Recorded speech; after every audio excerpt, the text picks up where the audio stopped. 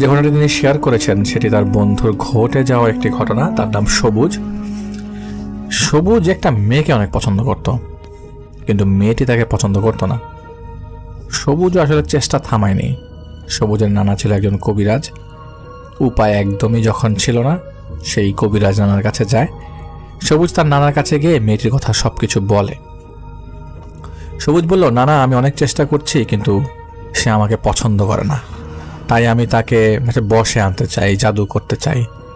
কিন্তু তার নানা বলে, কালো জাদু করা তো ভালো না, এর ফল ভালো হয় না। তুমি যেটাই করো, বশে আনো বা যেটাই করো, এটা ব্ল্যাক ম্যাজিক ছাড়া সম্ভব না, কুফরি করতে হবে। সবুজ তো কোনোভাবেই মানছিল না। সে কালো জাদু করবেই করবে। একেবারেই একদম একেবারেই কনফার্ম হয়ে গেল যে সে করবেই। পরে নানাকে না বুঝাতে পেরে এক পর্যায়ে সবুজ তার নানাকে অনেক হাতে পায়ে ধরে অনুরোধ করে। এক পর্যায়ে নানাটা রাজি হয়ে যায়।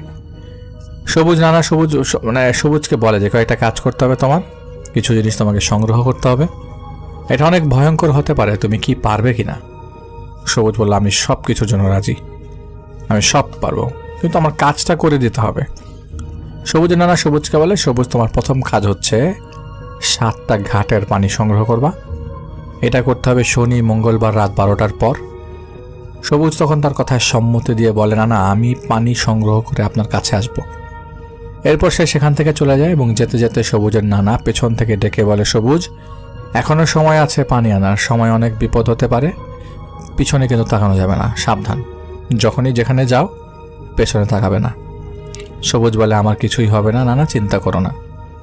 শনি এবং মঙ্গলবার আসলে সবুজ 6 ঘাটের পানি সংগ্রহ করে।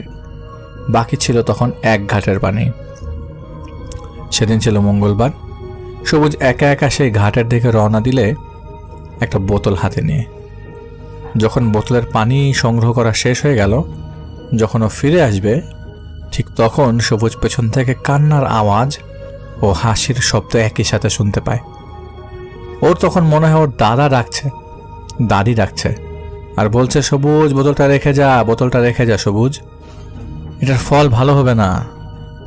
সবুজ বেশ ভয় পেয়ে যায়। এমনিতে সে ভয় পাচ্ছিল, তার মধ্যে যখন সে উঠে আসতে যাচ্ছে তখন সেই ভয় পাওয়া অবস্থাতেই তার কানে কানে কেউ এসে ফিসফিস করে বলছিল যে, কোথায় যাস, বোতল না নিয়ে এখানে থেকে চলে যা। এটা বলার সাথে প্রচণ্ড রকমের ভয় পেয়ে যায়, একটা চিৎকার দেয় এবং অজ্ঞান হয়ে যায়। এদিকে চিৎকার শুনে সাথে সাথে আশেপাশের বাড়ি থেকে লোকজন ছুটে আসে, এসে দেখে যে সবুজ মাটিতে পড়ে আছে অজ্ঞান হয়ে। সবাই তাকে তখন বাড়িতে নিয়ে যায়। সকালে তার নানা তার বাড়িতে আসে, এসে বলে, আমি আগেই বলেছিলাম এটা তোর দ্বারা হবে না, অনেক বিপদ আছে, অল্পের জন্য বেঁচেও গেছিস, এগুলি বাদ দে সবুজ।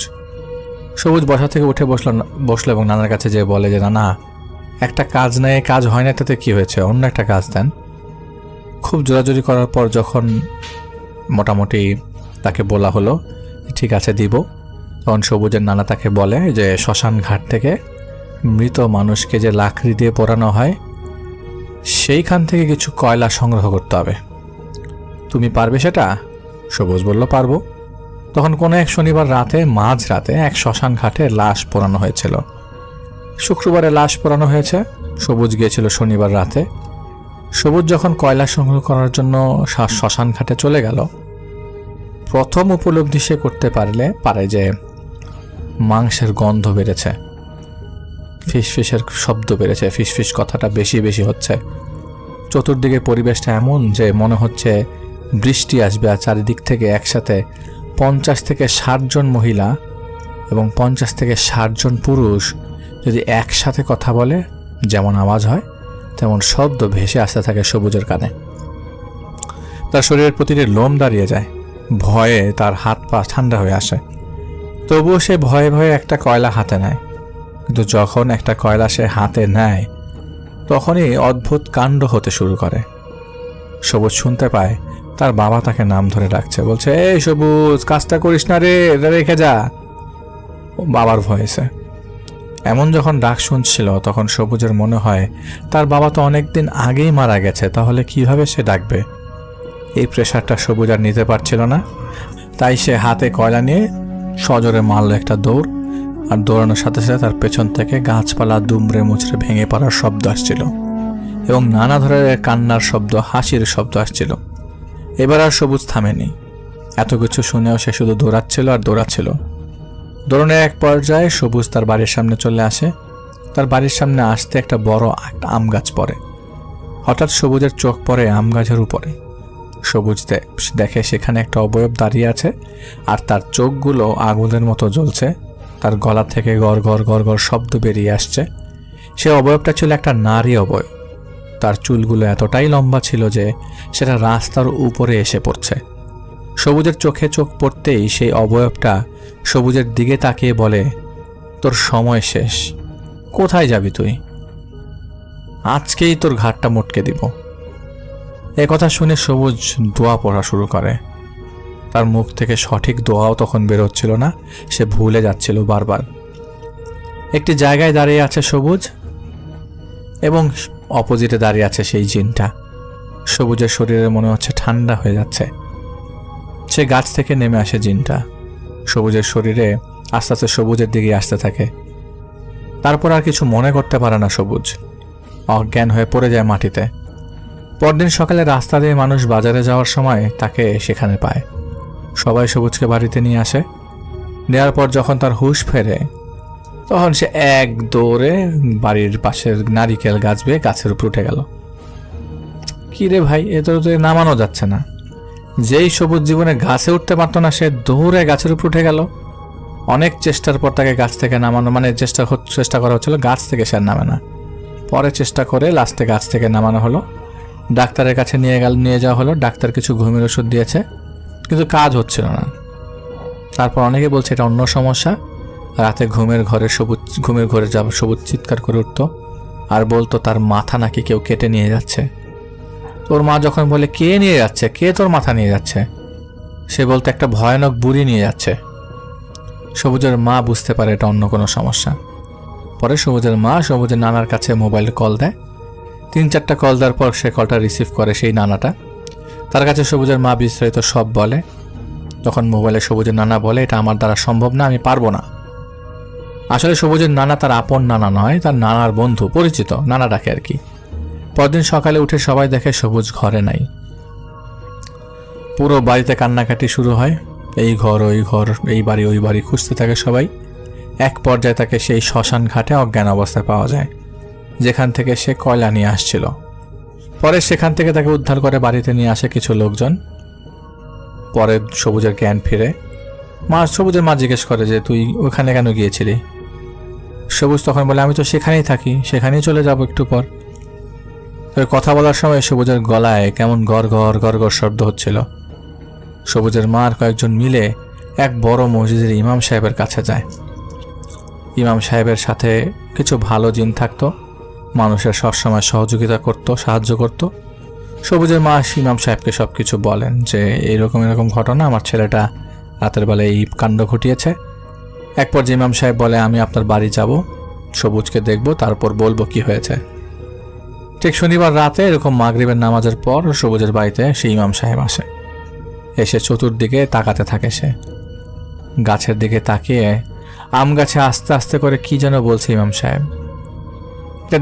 এটা দেখতেছিল যে বাড়িতে থাকা সবগুলো মানুষ। আর সবুজ ঘর থেকে সব কিছু ভাঙতে থাকে আর বলে, তুই আমাকে কিছু করতে পারবি না, আমি ওকে নিয়ে যাব আর 2 দিন পরই। এক পর্যায়ে সবুজের ঘরে ঢোকেন ইমাম সাহেব। ইমাম সাহেব সবুজকে দেখেই বলল, তোমার কি হয়েছে সবুজ?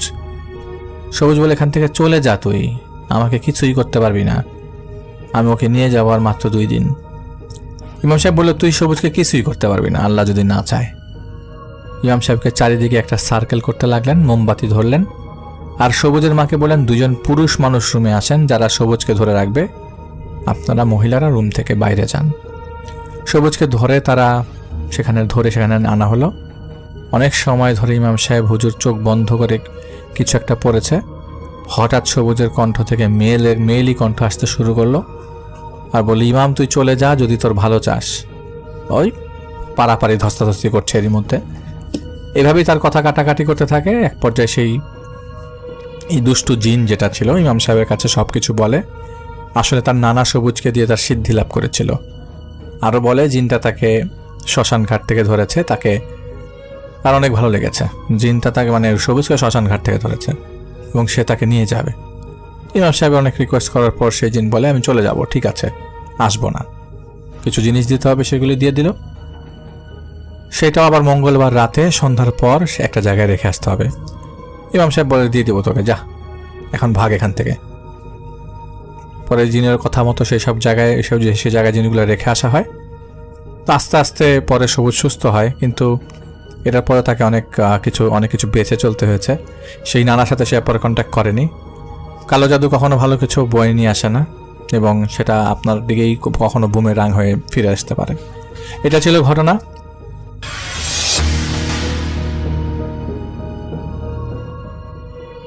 আমার নাম হচ্ছে শিবলি। যেটা হয়েছিল আমাদের সাথে সেটা হচ্ছে গিয়ে যে আমরা বেসিকলি সাজেকের উদ্দেশ্যে গিয়েছিলাম ঘুরতে, আমরা 4 ফ্রেন্ড। সো 4 ফ্রেন্ড আমরা এখানে সাজেকে ছিলাম। তো ওইখানেও আর কি আমরা আর কি প্রথম থেকেই আর কি যখন আমরা নতুন কোনো জায়গায় যাচ্ছি, সো যখন রাত হলো, তো সাজেক জানেন আপনি কীরকম, সাজেকটা হচ্ছে গিয়ে যে আপনার আশেপাশে হচ্ছে পাহাড় জঙ্গল এবং ঝিঝি পোকা, তারপর আরেকটা হচ্ছে একটা প্রাণী আছে কি টিকটক না টক টক টক টক একটা পাখি প্রাণী আছে। সো ওই প্রাণীটা নিয়েও আর কি আমাদের অনেক গল্প টল্প আমরা করতেছিলাম যে ওইটাতে নাকি আপনার বিক্রি করলে অনেক টাকা ইত্যাদি ইত্যাদি এরকম। সো এরকম এক পর্যায়ে আপনি যদি কখনো সাজেক যান দেখবেন যে সবগুলো এই কটেজগুলো হচ্ছে পাহাড়ের এক সাইড দিয়ে উঁচু উঁচু করে দাঁড়া করানো থাকে। সো আমরা মোটামুটি আমাদের রাতগুলো কাটতো, আমরা 2 দিন ছিলাম এখানে, আমাদের রাতগুলো কাটতো অনেকটা এইসব গল্প টল্প করে। আর যখন একদম রাত হয়ে যেত দেখা যেত সব কটেজে যদি হাউসফুল থাকতো সাজেক, তো কটেজে গান বাজনা ইত্যাদি ইত্যাদি চলতেছে। সো আমরা ওইরকম গল্প করতাম। তো এরকম গল্প করতে করতে না যেটা হয় যে সাজেকের সবচেয়ে মজার বিষয় হচ্ছে ওয়েদারটা। হ্যাঁ, কখনও দেখবেন আর কি সকালবেলা খুবই গরম, রাতে আবার ঠান্ডা, মেঘ ভিজা এরকম হোয়াট এভার। সো এই গল্প করতে করতে আমাদের যে ভৌতিক যে ব্যাপারটা, ভয় পাওয়ার যে ব্যাপারটা, ওটা আমাদের মধ্যে চলে আসে। তো সাজেকে অ্যাকচুয়ালি ঘটনাটা ঘটেনি, ঘটনাটা ঘটে যখন আমরা সাজেক থেকে আমরা ঢাকার দিকে ব্যাক করি। তখন ব্যাক করতে গিয়ে হচ্ছে যে আপনার এই খাগড়াছড়িতে আমরা এসে নামার পরে এখানে আমরা দুপুরের খাওয়া দাওয়াটা একটু সেরে নিই।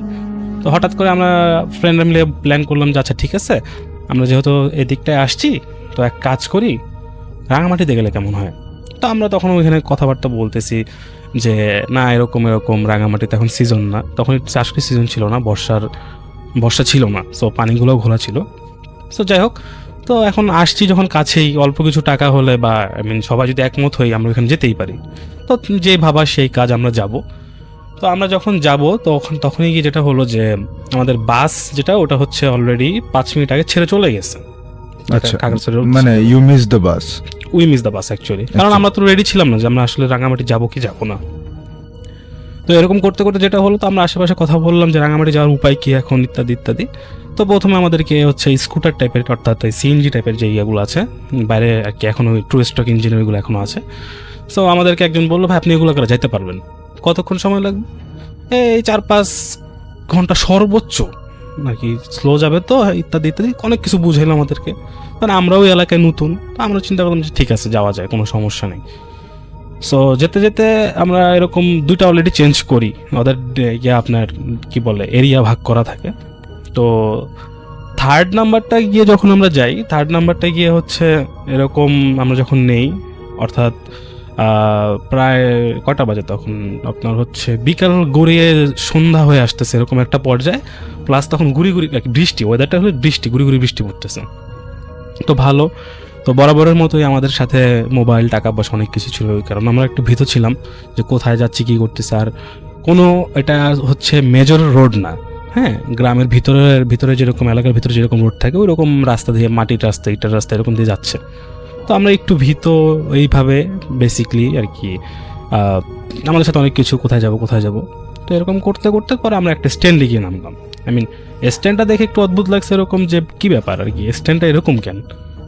বাস নাই, কিচ্ছু না, কিন্তু মানুষও মুভমেন্টের কোনো ঘটনা নাই ওই জায়গাতে, আর প্রচুর এরকম ইয়াগুলো আর কি স্কুটারগুলো আছে।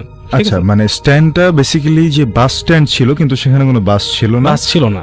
এই আপনার স্কুটিগুলো সেখানে ছিল। হ্যাঁ, তো স্কুটারগুলো ছিল। তো উনি আমাদেরকে নামাই দিল মোটামুটি জোরপূর্বক যে ভাই এখানেই শেষ, আমি যেতে পারবো না।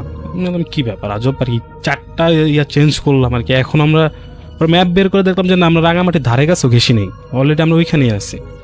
তো আমরা বললাম যে ঠিক আছে, কি করা যায়, আমরা তাহলে ফাইনাল কিছু করি, যে আদৌ কোন দিকে আমরা ব্যাক করবো না আমরা আগাবো। তো এরকম কথা বলতে বলতে আমরা একটা নতুন একটা ঠিক করি। তো ঘটনাটা, মেইন ঘটনা এখানেই ঘটে আমাদের সাথে। সেটা হচ্ছে আমরা রওনা দিই তখন। তো উনিও বহুত কষ্টে রাজি হয়েছে বলতে অ্যাকচুয়ালি ওই পথে আপনার ডাকাতির ভয় থাকে, যে পথটাতে আমরা গিয়েছিলাম, এই সচরাচর এখান থেকে কেউ যায় না। হ্যাঁ, আর ততক্ষণে আপনাদের রাত কতক্ষণ হয়েছিল? ততক্ষণে সন্ধ্যা। আর পাহাড়ি অঞ্চল বা বনাঞ্চল বা এই আপনার এই ধরনের জঙ্গল টাইপের যেসব এলাকা, ওইখানে তো মনে করেন সেই গভীর রাতের থেকে ভয়ানক অবস্থা। তার উপরে আবার যে ভয়টা ঢুকালো আমাদেরকে, ডাকাতের ভয় দেখালো যে ভাই এরকম এরকম, সবাই একটু সেফে থাকেন। হ্যাঁ, এই রাস্তাটা একটু ডাকাতি হয় আর গাড়ি ঘোড়া খুব কম চলে। তো এরকম যেতে যেতে যেতে যেতে যেতে যেতে ঘটনাটা তখনই ঘটে, প্রায় হচ্ছে 7টা 7:30 বেজে গেছে, সন্ধ্যা, অলরেডি ডার্ক ওইখানে। কারণ ইউনো পাহাড়ের এক সাইড থেকে আর আলো আসে না, চাঁদের আলোটাও আসা সম্ভব না, আর গুড়ি গুড়ি বৃষ্টি হচ্ছে, কিন্তু আমি যেটা মেনশন করলাম যে মেঘলা ছিল আকাশ, অবশ্যই অন্ধকার ছিল। তো আমরা ওই সময় যেটা হলো যে আমরা একটু ফ্রেশ হওয়ার জন্য আমরা গাড়িটাকে থামাই আর কি, স্কুটারটাকে থামাই আমরা এই জঙ্গলের পাশে আর কি দাঁড়িয়ে যাই। তো এমন সময় হচ্ছে কি, একটা দূর থেকে একটা আলো আসলো, ঠিক আছে আর কি, like it's like a laser light type একটা আলো আর কি আসলো। মনে হলো আমাদের কাছে যে it not passes way, but একটা ঝলক গেল। আচ্ছা, এটা জঙ্গলের ভেতর থেকে আসলো। হ্যাঁ, তো আমরা তখন ওই স্কুটার মামাকে জিজ্ঞেস করলাম, মামা এটা কি মামা এরকম এরকম এরকম লাইট আসছে। তাকে লাইট বুঝাতে গিয়েও আর কি সে লেজার লাইটও বুঝতেছে না, সেবার টর্চ লাইটের আলো, তাহলে উল্টেন তাড়াতাড়ি, সমস্যা হয়ে যাবে। না, টর্চ লাইট হলো তো এক জিনিস, পরে এটা যেটা আসলো এটা কি আসলে, ওটা রংটা ছিল কিরকম আমি আপনাকে বলি, একটু বেগুনি টাইপের, যার কারণে আমরা ওই যে ফুললি লেজার লাইট বা ফুললি কিছু এরকম কিছু বুঝতেছি না। ঠিক আছে, হয়তো অনেক সময় হয় যে আমরা অনেক ডার্কে ছিলাম, হঠাৎ করে আলোতে আসছি, তো এরকম হয়তো বা লাগছে। তো ফাইন, আমাদের গাড়ি চলতেছে। তো রাস্তাটার বর্ণনা দিই, রাস্তাটা হচ্ছে এরকম, ওই রাস্তাটা জানি না সবাই যায় কিনা ওই রাস্তা দিয়ে। পাহাড়ের মাঝখানে যদি রাস্তাটা হয়, হ্যাঁ, আপনার এক পাহাড়ের এক সাইড ঢালু, আরেক সাইডে পাহাড় নেমে আসছে, রাস্তাটা এরকম পর্যায়ে, আর দুই পাশে বেশ জঙ্গল। আপনার যদি একদম ডানে চলে যান, আমরা যে পথে আগাচ্ছি, তাহলে আপনি পড়ে যাবেন পাহাড় থেকে। এরকম একটা সিচুয়েশন। তো আমরা যেটা দেখলাম যে তারা আমাদেরকে বর্ণনা দিয়েছিল এরকম যে এই রাস্তায় আসলে কেউ থাকে না, চোর ডাকাতি হয়। এটা হচ্ছে খাগড়াছড়ি আর রাঙামাটি যেতে যে শর্টকাটটা, পাহাড়ের উপরে যে রাস্তাটা, এই দুটার মাঝখানে হচ্ছে রাস্তাটা। সো ওই এক্সাম্পল অনুযায়ী আমরা এখন যাকেই দেখবো বা যাই দেখবো, যে মানুষ দেখবো বা যে গাড়ি দেখবো, আমাদের কিন্তু সাসপেক্ট থাকবে হচ্ছে যে চোর ডাকাতি হবে এটা। তো ভালো কথা। এরকম সময় একজন মুরব্বীর মতো, বয়স ঠিক আমি বলতে পারবো না, কারণ ওইভাবে আমরা দেখার সুযোগ হয়নি, আমাদের আলোতে যখন আমরা গাড়ি আগায় যাচ্ছে, সো আমরা খেয়াল করলাম যে একটা লোক আছে। তো আমরা বরাবরের মতো এক্সাইটেড যে ভাই কে বা কি এর। তো এরকম করতে করতে পরে আমরা ডাইরেক্ট একটি সিএনজি মামাকে জিজ্ঞেস করে বসছি যে ভাই কে, কি কোথাকার বা কি আসল বিষয়, ভাই যা দেখছেন কিছু বললেন না, কিছু করেন না, ঠিক আছে। সোজা চালাতে পরে আমরা বললাম যে পাশাপাশি তো, যে আমরা 4-5 জন ছিলাম, তো ড্রাইভারের 2 সাইডে 2 জন বসা, পিছনে 3 জন বসা। আমরা তো আমরা পিছনে ঘাড় ঘুরে গেলাম, ভাই পিছনে তাকায় দেখেন না, হ্যাঁ, যা দেখবেন। তো মজার বিষয় হচ্ছে, যখন আমরা সামনে আগাই, আর কিভাবে বুঝাবো আপনাদেরকে, যখন আমরা সামনে আগাই ঠিক কিছুক্ষণ পরেই হচ্ছে আপনার 4-5টা গরু নিয়ে আর কি, রাস্তা হচ্ছে খুব সিঙ্গেল ওয়ের মতো, 4-5টা গরু নিয়ে একটা লোক যাচ্ছে বা আসতেছে, এরকম একটা দূর থেকে বোঝা যাচ্ছে যে গরু নিয়ে কিছু একটা হচ্ছে ওই জায়গাতে। তো আমরা যত কাছে আগাচ্ছি দেখলাম যে সে গরু নিয়ে যাচ্ছে, অর্থাৎ আমরা যেদিকে অন দ্য ওয়ে সেদিকে যাচ্ছে। দ্য ফ্যাক্ট ওয়াজ যে আমরা যে ওই লোকটাকে যে দেখছিলাম না, হ্যাঁ, একটু আগেই যাকে দেখেছি, দ্যাট ওয়াজ দ্য সেম গাই। ওকে। তো তখন মামা জিজ্ঞেস করলেন যে মামা কিছু বলা যাবে? তখন মামা বললো, মামা আপনারা যদি কেউ দেখা থাকেন, যদি কেউ উপলব্ধি করে থাকেন, চুপচাপ থাকেন, অন্যদিকে টেনশন করেন বা অন্য কথা চিন্তা করেন, এইসব কথা কিছু চিন্তা করবেন না। হ্যাঁ, এইসব কথা চিন্তা করার দরকার নেই, ডানে বামে পিছনে তাকানোর দরকার নেই। ঠিক আছে, ফাইন। তো আমরা আবার আগে গেলাম, আগাচ্ছি। তো ওই মুহূর্তে গিয়ে এক সময় গিয়ে দেখলাম যে রাস্তার এক পাশে কোদাল নিয়ে 3-4 জন লোক কাজ করতেছে। কাজ করতে করতে ওনাদেরই একজন সাপোর্টিভ লোক মনে হয় দূর থেকে আসবে। তো ওনারা যেটা হয় গ্রামগঞ্জে সবাইকে কিন্তু চিনে, যারা ভালো মানুষ চিনে। তো এখানে সিএনজি মামা দাঁড়াইছে বলতে কি একটু স্লো করে, কি খবর, ভালো আছিস নি, এরকম একটা ব্যাপার। তো ওই মুহূর্তে খেয়াল করলাম যে আর কি আমাদের কাছে যে সিনারিও মনে হয়েছে যে আমাদের যে তাদের একটা লোক লেবার উনিও চলে যাচ্ছে সামনের দিকে কোদাল হাতে বা কিছু একটা যন্ত্র হাতে ছিল তার, আমাদের খেয়াল নেই। সো ওটুক আগাতে আগাতেই তখন আমরা মোটামুটি সবাই স্টার্ট পুরাই আর কি হচ্ছে ব্যাপারটা আর কি। সেম জিনিস 3 ভাবে দেখতেছি আমরা। একবার দেখলাম সে পাঞ্জাবির মতো করে পরে হেঁটে আসতেছে, ওই লোকটাই আবার গরু নিয়ে যাচ্ছে, না আমাদের গাড়ি তো ভাই আমরা তো স্পিডে আসি, ওই লোকটাই দেখতেছি হেঁটে যাচ্ছে। তো ওই যে আমাদের যেটা মাথায় ছিল যে আমাদেরকে বললো যে ভাই কিছু দেখলেও দেখবেন না, বুঝলেও বুঝবেন না, তো আমরা খুব চুপচাপ ছিলাম। তো ওনাকে যখন ক্রস করি আর ডিস্টেন্সটা মনে করেন হাফ কিলো ধরেন আপনি, যেখানে আমরা দাঁড়িয়েছিলাম ওইখান থেকে হাফ কিলো হচ্ছে ওই লোকটাকে পেয়েছি, ওর থেকে একটু হাফ কিলো আগে আমাদের গাড়ি পুরো বন্ধ হয়ে গেছে। আচ্ছা, বন্ধ হয়ে গেছে, ভালো কথা। তো এখানে আমরা বেশ কি বলে মেকানিজম যা থাকে সবাই, কোনো লাইট নেই, ট্রাস্ট মি ভাই। ওইখানে আপনার কি একটা মোবাইলের আলো মনে হচ্ছে যে ফ্লাড লাইটের আলো আর কি, এত অন্ধকার, চারিদিকে ঝিঝি পোকার আওয়াজ, তার উপরে ভয় হচ্ছে ডাকাতের ভয়, সব কিছু মিলানো। তো ডাকাতের ভয়ের কারণে আর কি সবাই মোবাইলে লাইটও জ্বালাচ্ছিল, যেটুকু দরকার ওটুকু জ্বালা আমরা কাজ করার ট্রাই করতেছি। আমাদের গাড়িতে তেল পর্যাপ্ত আছে, আমি ব্যাটারির চার্জ চেক করতে পারি, ব্যাটারির চার্জও ঠিক আছে, ইগনিশন হচ্ছে না কোনো একটা কারণে। তো বাকিটা তো আমি আর জানি না, কারণ এটা হচ্ছে কি বলে অয়েল ইঞ্জিনের। সো কেন স্টার্ট হচ্ছে না কোনো আইডিয়া নেই। সো এরকম করতে করতে ঠিক আছে, উনি কী প্লাগ চেঞ্জ করতেছে, প্লাগ লাগাচ্ছে ইত্যাদি ইত্যাদি। তো আমরা তখন চিন্তা করতে করতে হঠাৎ করে আমাদের মাথায় ঢুকলো কি ব্যাপার, একটা লোক তো আসতেছিল আমাদের দিকে, ওই দুইটা পয়েন্টের মাঝখানে। তো ওই লোকটা কই? আর আমাদের আরেকটা জিনিস হচ্ছে যে সে যদি ওই টিম থেকে যায় বা ওই টিমের না হোক, সে গ্রামের লোক, অবশ্যই ভদ্রলোক, আমাদের যে সিনজি মামা সে তো চিনে, তার পরিচিত হবে। তো একটা লোক থাকলেও কিন্তু সাহস বাড়ে, কারণ তার হাতে আমরা একটা দেখছিলাম, কি বলে যন্ত্র দেখছিলাম, কারণ আমাদের হাতে তো কিছুই নেই। কারণ ওই বলা কথা আছে না যে সাহস দরকার, কিছুই হয়তো হবে না, সাহস। তো ওই চিন্তা করে হঠাৎ করে আমরা তাকাচ্ছি, কিন্তু আমরা ওই যে যেখানে কাজ করতেছিল আমরা ওটা দেখতে পাচ্ছি আর আমাদের দেখতে পাচ্ছি, বাট মাঝখানে যে একজন এক্সিস্ট করতেছিল সে নেই। এখন বলতে পারেন যে ভাই পাশে চলে গেছে, আশেপাশে যাওয়ার কোনো উপায় নেই ভাই ওই জায়গাতে। হ্যাঁ, আপনি আগেই বলেছেন যে সেখানে একটা ঢাল ছিল এবং এক পাশে পাহাড়টা উঁচু ছিল, হ্যাঁ। সো এখান থেকে যাওয়ার কোনো ওয়ে নেই। তো এরকম করতে করতে আমার আগে পরে আর কি ওইভাবে এক্সপিরিয়েন্স না, ঠিক আবার হালকা পাতলা এক্সপিরিয়েন্স আছে। সেটা হচ্ছে গিয়ে তো গুড়ি বৃষ্টি পড়তেছে কিন্তু, হ্যাঁ, তো একটা গুড়ি বৃষ্টি ওইসব জায়গাতে কিন্তু মশলা জায়গাতে কিন্তু অনেক ঠান্ডা একটা ফিল থাকে। এক্স্যাক্টলি। হঠাৎ করে কি হলো ভাই, বিশ্বাস করবেন না আপনি, সেটা হচ্ছে কি কেমন জানি ওয়েদারটা হিউমিড হয়ে আসলো, খুব গরম, ভ্যাপসা একটা গরম, বৃষ্টি কিন্তু পড়তেছে গুড়ি আর কি। আমরা যদি বাইরে দাঁড়ায় থাকি কিছুক্ষণ, মনে করেন 10-15 মিনিট দাঁড়ায় থাকি, আপনি ভিজে যাবেন, বৃষ্টি পড়তেছে, বাট একটা হিউমিড একটা গরম। তো আমরাও অত আবার চিন্তা করতেছি না আর কি, কারণ দেখেন এখানে না একটা সিচুয়েশন অনেক কিছু চিন্তা করতে হচ্ছে, অনেকগুলো ঝামেলার মধ্যে ওই লোকটা কে ছিল, আবার ওই লোকটাকেই তো আমরা দেখে আসছিলাম, আমাদের মাথাতে প্রশ্ন আছে কিন্তু উত্তর তো আমরা পাচ্ছি না, কারণ সে আমাকে বলছে ভাই কোনো প্রশ্ন করবেন না, এখন যা হবে পরে। তো এই সব বিষয় করে পরে আমরা যেটা ফিল করলাম, আমরা আর কি হালকা বলা করতেছি এর মধ্যে যে গরম লাগতেছে না বলতেছে হ্যাঁ একটু কেমন জানি লাগলো। তো হঠাৎ করে খেয়াল করলাম যে আপনার কি গরম বাতাস ঠিক না, এই খুব ডেন্সড একটা ক্লাউড যদি আপনাকে লাগে, খুব একটা ঠান্ডা ফিল হয় না, ওইরকম একটা ব্যাপার মনে হচ্ছে যে আমাদেরকে লাইক ঘিরে ধরছে আর কি।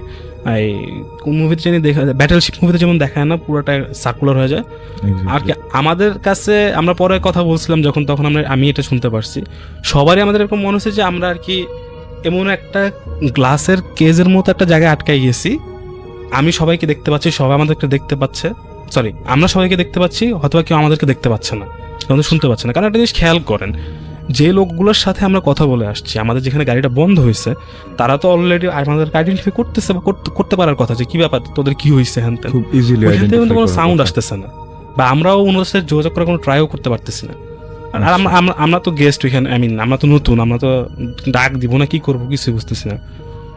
তো এরকম একটা ফিল হওয়ার পর আমাদের কিছুক্ষণ পর 2-3 মিনিটের মাথায় গিয়ে হচ্ছে আপনার এই কি বলে খুব ঘাম, তারপর হচ্ছে গরম, বৃষ্টি, স্যাঁতস্যাঁতে এরকম একটা অবস্থা আর কি। যদি আপনি মনে করেন গরমের সময় যদি মনে করেন ধুলাবালি মেশানো রাস্তাতে যদি ওপেনলি একটা বাসে জার্নি করেন যেমনটা লাগে না, তেল তেল তেল তেল কেমন জানি আর কি লাগতেছে, এক্সস্টেড খুব। এরকম হওয়ার পর কিছুক্ষণ পরে 2-3 মিনিট পর হচ্ছে আবার ওয়েদার নর্মাল, একদম নর্মাল, ঠান্ডার মতো, একদম নর্মাল, কোনো কিছুই নেই। তো আমাদের মাথার থেকেও তখন অলরেডি ওইসব জিনিস চলে গেছে। আর প্লাস হচ্ছে আমি তখন এই ডিপ থিঙ্কিং আমি ছিলাম যে আর কি অলরাইট, মনে হচ্ছে এখন ব্যারিয়ার মনে একটা ভাঙছে বা সরছে বা কিছু একটা হয়েছে। আমি আল্লাহ করতেছিলাম যে কোনো রকম আর কি গাড়িটা স্টার্ট হইলেই হয়, স্টার্ট হইলেও হবে না, কারণ কি পথ এখনও কিন্তু আমাদের বহু বাকি। তো যাই হোক আমাদের গাড়িটা স্টার্ট হয়, স্টার্ট হওয়ার পর হচ্ছে যখন আমরা সবাই উঠলাম গাড়িটা ঘামায় গেছে, কিন্তু খেয়াল করে ওই যে গরমের কথা বলতেছি ভাই, গাড়িটা পর্যন্ত হিউমিডিটিতে ঘামায় হ্যাঁ, গেছে। ওকে, সিটটা হচ্ছে ভিজা ভেজা, গ্লাসটা হচ্ছে ঘোলা, এরকম। তো আমার আর বুঝতে বাকি রইল না যে এখানে একটা ওয়েদার রিলেটেড বা আমরা যদি ওই যে কি বলে এটাকে, যে এই গরম বাতাস বা আবহাওয়া যেটা বলি আর কি, গরম যেটা হিটটা অ্যাবজর্ব করে নিছে গাড়িটা। না অ্যাকচুয়ালি যেটা বলতে যাচ্ছি যে আমরা বলি না গরম বাতাস লাগছে, গরম বাতাস লাগছে, যদি আমি যদি ওটা চিন্তা করি এখন, হ্যাঁ এরকম কিছু একটা ঘটছে আমাদের সাথে। আমার বুঝতে আর কোনো বাকি নেই, কারণ ওয়েদার আমি বারে বারে বলতেছি ওয়েদার এতটা খারাপ না ভাই, এটা তো এসি গাড়ি না যে গাড়ির ভিতরে ঘামাই গেছে। তো ভালো কথা, যাচ্ছি তো একটা দোকান দেখলাম আমরা রাস্তার মাঝখানে, খুব ছোট একটা দোকান। আপনি খেয়াল করবেন এই যখন আপনি এই ধরনের ট্রেকিং মুডে যাবেন বা এই ধরনের পথগুলো যেখানে থাকে খুব ছোট ছোট দোকান থাকে, অল্প কত 5 ফিট বাই 5 ফিট সর্বোচ্চ, এরকম এই 2 টাকার এই কম দামি সিগারেটগুলো পাওয়া যায়, হয়তো একটু পানি পাওয়া যায় এরকম। তো আমরাও এরকম দেখে আমরাও আর কি একটু ব্রেথ ফালানোর জন্য আর কি, আমার এখনও দম বন্ধ হয়ে আসে চিন্তা করলে, ব্রেথ ফালানোর জন্য আমরা বলি যে ঠিক আছে মামা সামনের দোকানে একটু সাইড করো, এখানে যেহেতু একটু আলো, কুপির আলো জ্বলতেছিল, কুপির আলো নাকি লাইটের আলো, ল্যাম্পের আলো জ্বলতেছিল, ল্যাম্পের আলো জ্বলতেছিল, কুপির আলো না, ল্যাম্পের আলো ছিল 10 ফিট দূরে দোকান থেকে প্রায় অ্যাপ্রক্স। তো আমরা বললাম যে আমরা ওইখানে থামি একটু আর কি আমাদের সাথে পানি টানি আসে, আমরা কি ব্যাগ ট্যাগ খুলে একটু রিলিফ হই, ব্যাপারটা বুঝি। তো মামাকে যখন বললাম যে মামা ওই দোকানে রাখেন, সে বললো ভাই থামার দরকার নেই। বললাম রাখেন না, থামার দরকার নেই ভাই, আমরা সোজা চলে যাই, আপনারা যেখানে নামাই দেবো ওইখানে নেমে আপনারা চাটা সবই পাবেন, এখানে বাসও পাবেন, ওইখান থেকে অল্প 5 মিনিট লাগে, তারপর চলে যেতে পারবেন রাঙামাটি একদম বাস স্ট্যান্ডে। তো যখন আমরা ওই দোকানটা ক্রস করি আলটিমেটলি ওই লোকটা এখানে ছিল। ও মাই গড, ঠিক আছে, ও মাই গড, মানে I am getting goosebumps. Ultimately so ওখানে আপনারা নামলে আপনাদের বড় ধরনের কোনো একটা ক্ষতি হতে সম্ভবত, এবং সে অন দ্যাট মোমেন্ট সে বুঝতে পারছিল মনে হয় যে সে ভাই তারা তো এখানে রেগুলার চলাফেরা, তারা হয়তো সে বুঝতে পারছে হয়তো বা আমাদেরকে সাহস দেওয়ার জন্য সে হয়তো কিছু বলে নাই, পরে গিয়ে বলছে। সো আমরা ক্রস করে আসলাম, আসার পর তিনি বলতেছে ড্রাইভার মামা যে ভাইয়ারা আপনারা কি কোনো কিছু ফিল করছেন কেউ বা কিছু? তখন আমরা তো একদম শহরে চলে আসছি, আমরা পুরো নর্মাল, ভাই আচ্ছা এরকম দেখলাম কেন ভাই, কী হলো এটা, কী হলো ভাই, এরকম অনেক সময় দেখা যায়, অনেক সময় অনেক কিছু হয়, তো এগুলারে পাত্তা দিতে হয় না বুঝছেন। তখন আমি বললাম যে ভাই পাত্তা না দেওয়ার কী আছে, আমি তো দেখলাম এরকম এই ঘটনা, পাত্তা না দিব না কেন? তো ভাই আপনি একবারও দেখছেন তার হাতে কিছু ছিল লাইট টাইট, বা সে আমাদের আলোকিত কোনো স্পটেড আলোকিত কোনো জায়গায় আর কি, নির্দিষ্ট কোনো আলোকিত জায়গায় ছিল? আমি খেয়াল করে দেখলাম যে না। এক জিনিস খেয়াল করেন, আমি যখন তাকে প্রথম দেখি সে কিন্তু রাস্তা ক্রস করে, দ্বিতীয়বার যখন দেখি সে ওই অন্ধকারের মধ্যে সে গরু নিয়ে যাচ্ছে, অথচ যে পথ আমরা মোটর গাড়ি দিয়ে সোজা আর কি পিক আপ ধরে রাখলে চলতেই থাকতে হবে, সেখানে গরু নিয়ে যাচ্ছে। তার পরবর্তীতে একটা টিমের পরবর্তীতে এসে আমি দেখলাম আধা কিলোর মতো পরে এসে দেখলাম যে সে হেঁটে যাচ্ছে, কোনোটাতে আলো নেই এবং দোকানও কিন্তু আলো নেই, যেটা বললাম। তো এটা বুঝার পর তখন আমি বললাম যে ভাই আমার কাছে কেন জানি মনে হইলো যে এরকম একটা গরম বাতাস, হ্যাঁ ভাই এরকম আমাকে এলাকায় এটা গরম বাতাস লাগছিল আপনার গায়ে। বললাম তাইলে আর কি, এখন অত তো আমরা জানি না গরম বাতাস লাগছে এখন কি আমার সাথে লাইগা আছে নাকি আমাদের সাথে আছে না কি, না চেষ্টা করছিল মনে হয়। আপনার কোনো সমস্যা নেই, আপনারা আল্লাহ দিলে এখন নিরাপদে আছেন, আর এই ঘটনাগুলো যে ঘটছে হ্যাঁ এগুলো নিয়ে মাথা ঘামাবেন না, ঠিক আছে? আর ওই যে অভিজ্ঞতা বা এক্সপিরিয়েন্স নেওয়ার জন্য এটা নিয়ে টেনশন করতে আসবে না, কারণ এখানে কে কী হবে কি না হবে কেউ কিছু জানে না, এখন আদৌ ভূত আসে না ডাকাতে ধরে এটা আল্লাহ জানে। এটা ছিল আর কি পুরো ঘটনাটা আমাদের।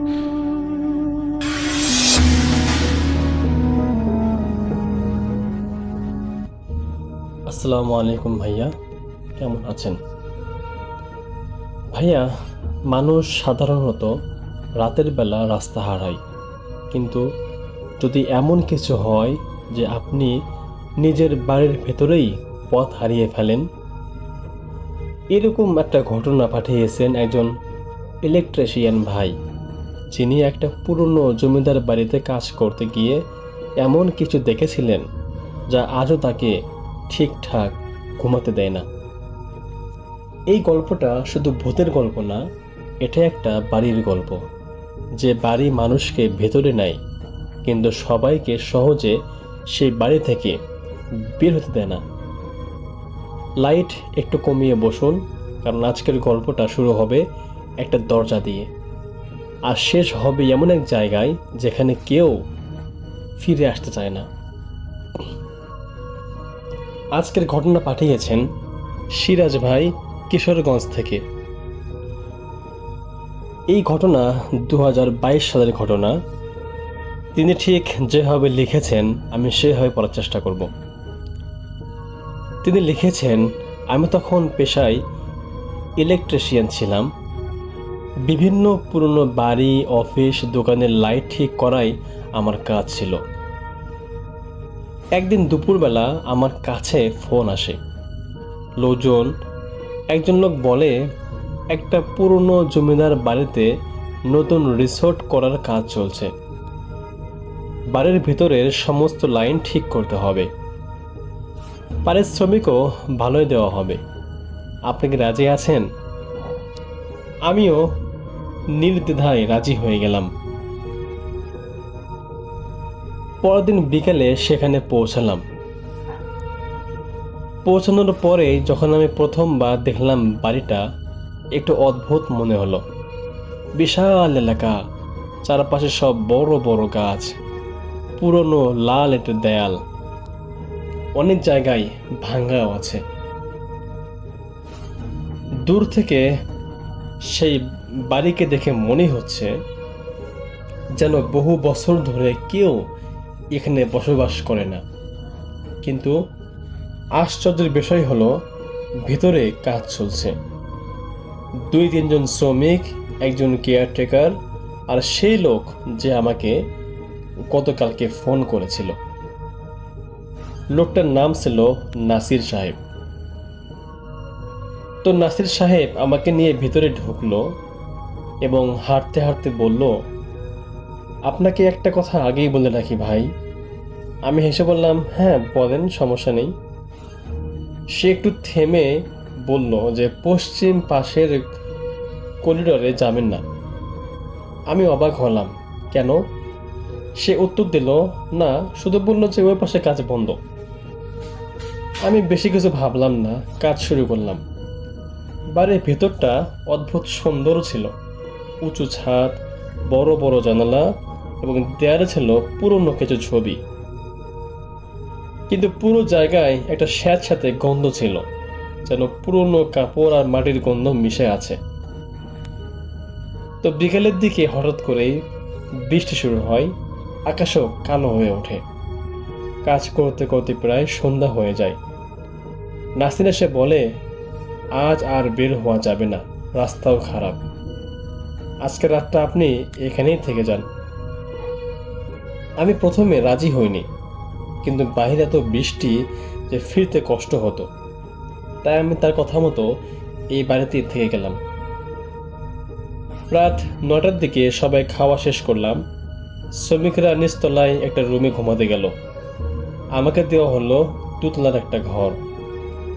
ঘরটা মোটামুটি ঠিকঠাকই ছিল, শুধু একটা ব্যাপারে খেয়াল করলাম যে ঘরের সামনে লম্বা একটা করিডোর ছিল, আর করিডোরের শেষ মাথায় একটা বড় দরজা।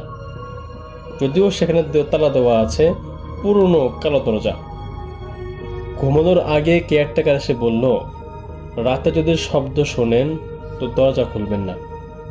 আমি হাসলাম এবং বললাম, নাসির ভাই, আপনি আমাকে এত সতর্ক করছেন কেন?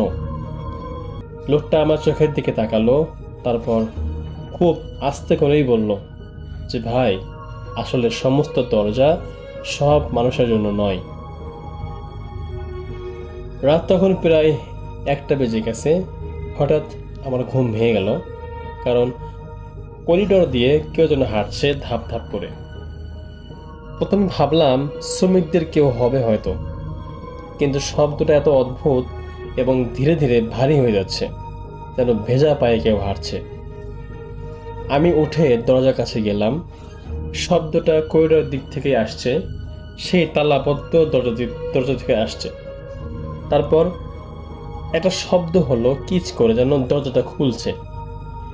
আমার বুক ধক করে উঠল, কারণ ওই দরজায় তো তালা দেওয়া ছিল।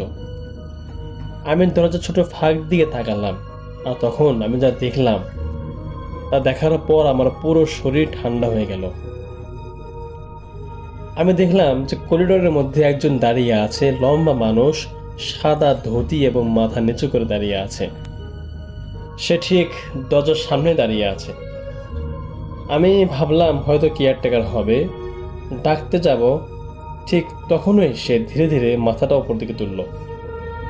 তাকে দেখার পর আমার গলা রীতিমতো শুকিয়ে গেল, কারণ তার মুখে কোনো চোখ নেই, শুধু কালো গর্ত ছিল। আমি দ্রুত দরজা বন্ধ করে দিলাম। হৃৎপিণ্ড এত জোরে ধুকপুক করছিল যে মনে হচ্ছিল বাহির থেকেও শোনা যাবে। কিছুক্ষণ পর দরজায় টোকা, টক টক করে। আমি চুপ। আবার টোকা দিল। তারপর একটা গলা আসলো যে, লাইন ঠিক করতে এসেছ? আমার বুক তো ভয়ে কেঁপে উঠল, কেননা গলাটা ছিল মানুষের মতো না, আবার নাও।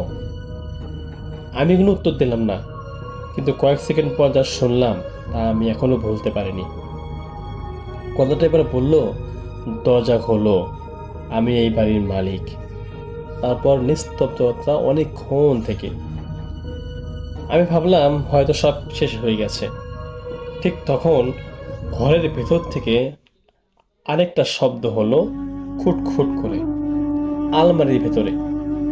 আমি ভয়ে জমে গেলাম, কারণ আলমারিটা আমি নিজেই বন্ধ করেছিলাম। ধীরে ধীরে আলমারির দরজা খুলতে শুরু করলো, শব্দও হলো। ভেতর থেকে ঠান্ডা বাতাস আর অন্ধকার। হঠাৎ সেখান থেকে একটা হাত বের হয়ে এলো, অস্বাভাবিক লম্বা আঙ্গুল, কালো নখ। আমি আর সহ্য করতে পারলাম না।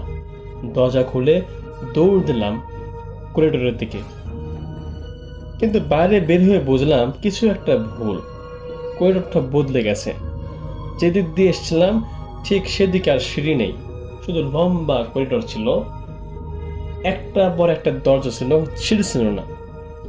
আমি দৌড়াতে লাগলাম, কিন্তু যতই দৌড়াই করিডোর শেষ হয় না। হঠাৎ একটা দরজা আধা খোলা দেখি, ভেতর থেকে আলো আসে। আমি নির্দ্বিধায় সেখানে ঢুকে পড়লাম।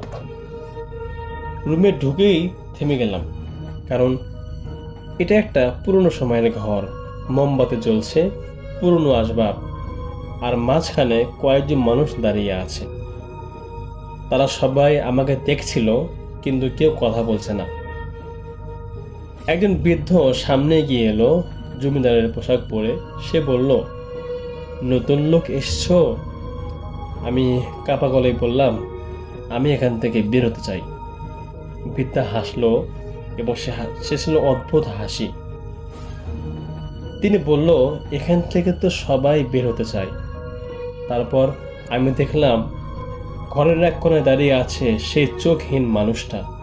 সে ধীরে বলল, আজকের রাতের কাজ শুরু হোক।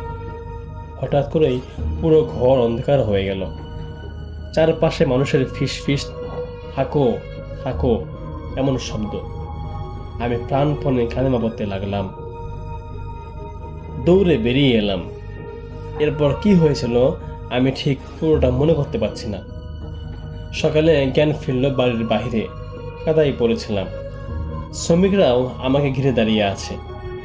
আমি কাঁপতে কাঁপতে সব খুলে বললাম, কিন্তু তখন কেয়ারটেকার যা বলল সেটা শুনে আমাদের সবার রক্ত হিম হয়ে গেল। সে বলল, পশ্চিম করিডোরটা বহু বছর আগে ভেঙে গেছে, ওখানে এখন কোনো দরজাই নেই। আমি থেমে গেলাম, কারণ আমি তো সেখান থেকে বের হয়ে আসছি। সবচেয়ে ভয়ঙ্কর ব্যাপার হলো, আমার ফোনে একটা ছবিও পাওয়া যায়, রাত তখন 1টা বেজে 38 মিনিটে তোলা। ছবিতে আমি দাঁড়িয়ে আছি ঠিক সেই করিডোরের সামনে। আমার পেছনে সারি করে দাঁড়িয়ে আছে অনেকগুলো মানুষ, সবাই সাদা কাপড়ে, সবাই চোখহীন ছিল। আর মাঝখানে সে জমিদার ছিল, সে হাসছে। আমি আর কখনো ওই বাড়িতে কাজ করতে যাইনি, কিন্তু আজও মাঝে মাঝে ঘুম ভেঙে যায়, কারণ স্বপ্নে দেখি আমি আবারও সেই করিডোরে দাঁড়িয়ে আছি, আর দূরে একটা দরজা ধীরে ধীরে খুলছে। ভেতর থেকে সে একই গলা, এবার তো কাজ শেষ করে যাও। যাই হোক ভাই, আজকের মতো এতটুকুই। আপনাদের কেমন লেগেছে আপনারা অবশ্যই আমাদেরকে কমেন্ট করে জানাবেন। যদি আপনাদের মধ্যে এমন কেউ থাকেন যাদের সঙ্গে এরকম কোনো ঘটনা ঘটে গিয়েছে, আপনারা অবশ্যই আমাদেরকে লিখে পাঠাবেন। হতে পারে পরবর্তীতে আপনার বেড়েই হবে আগামী দিনের ভয়। দেখা হচ্ছে পরবর্তী কোনো এপিসোডে। ততক্ষণ পর্যন্ত আজকের মতো এখানেই বিদায়। আল্লাহ হাফিজ।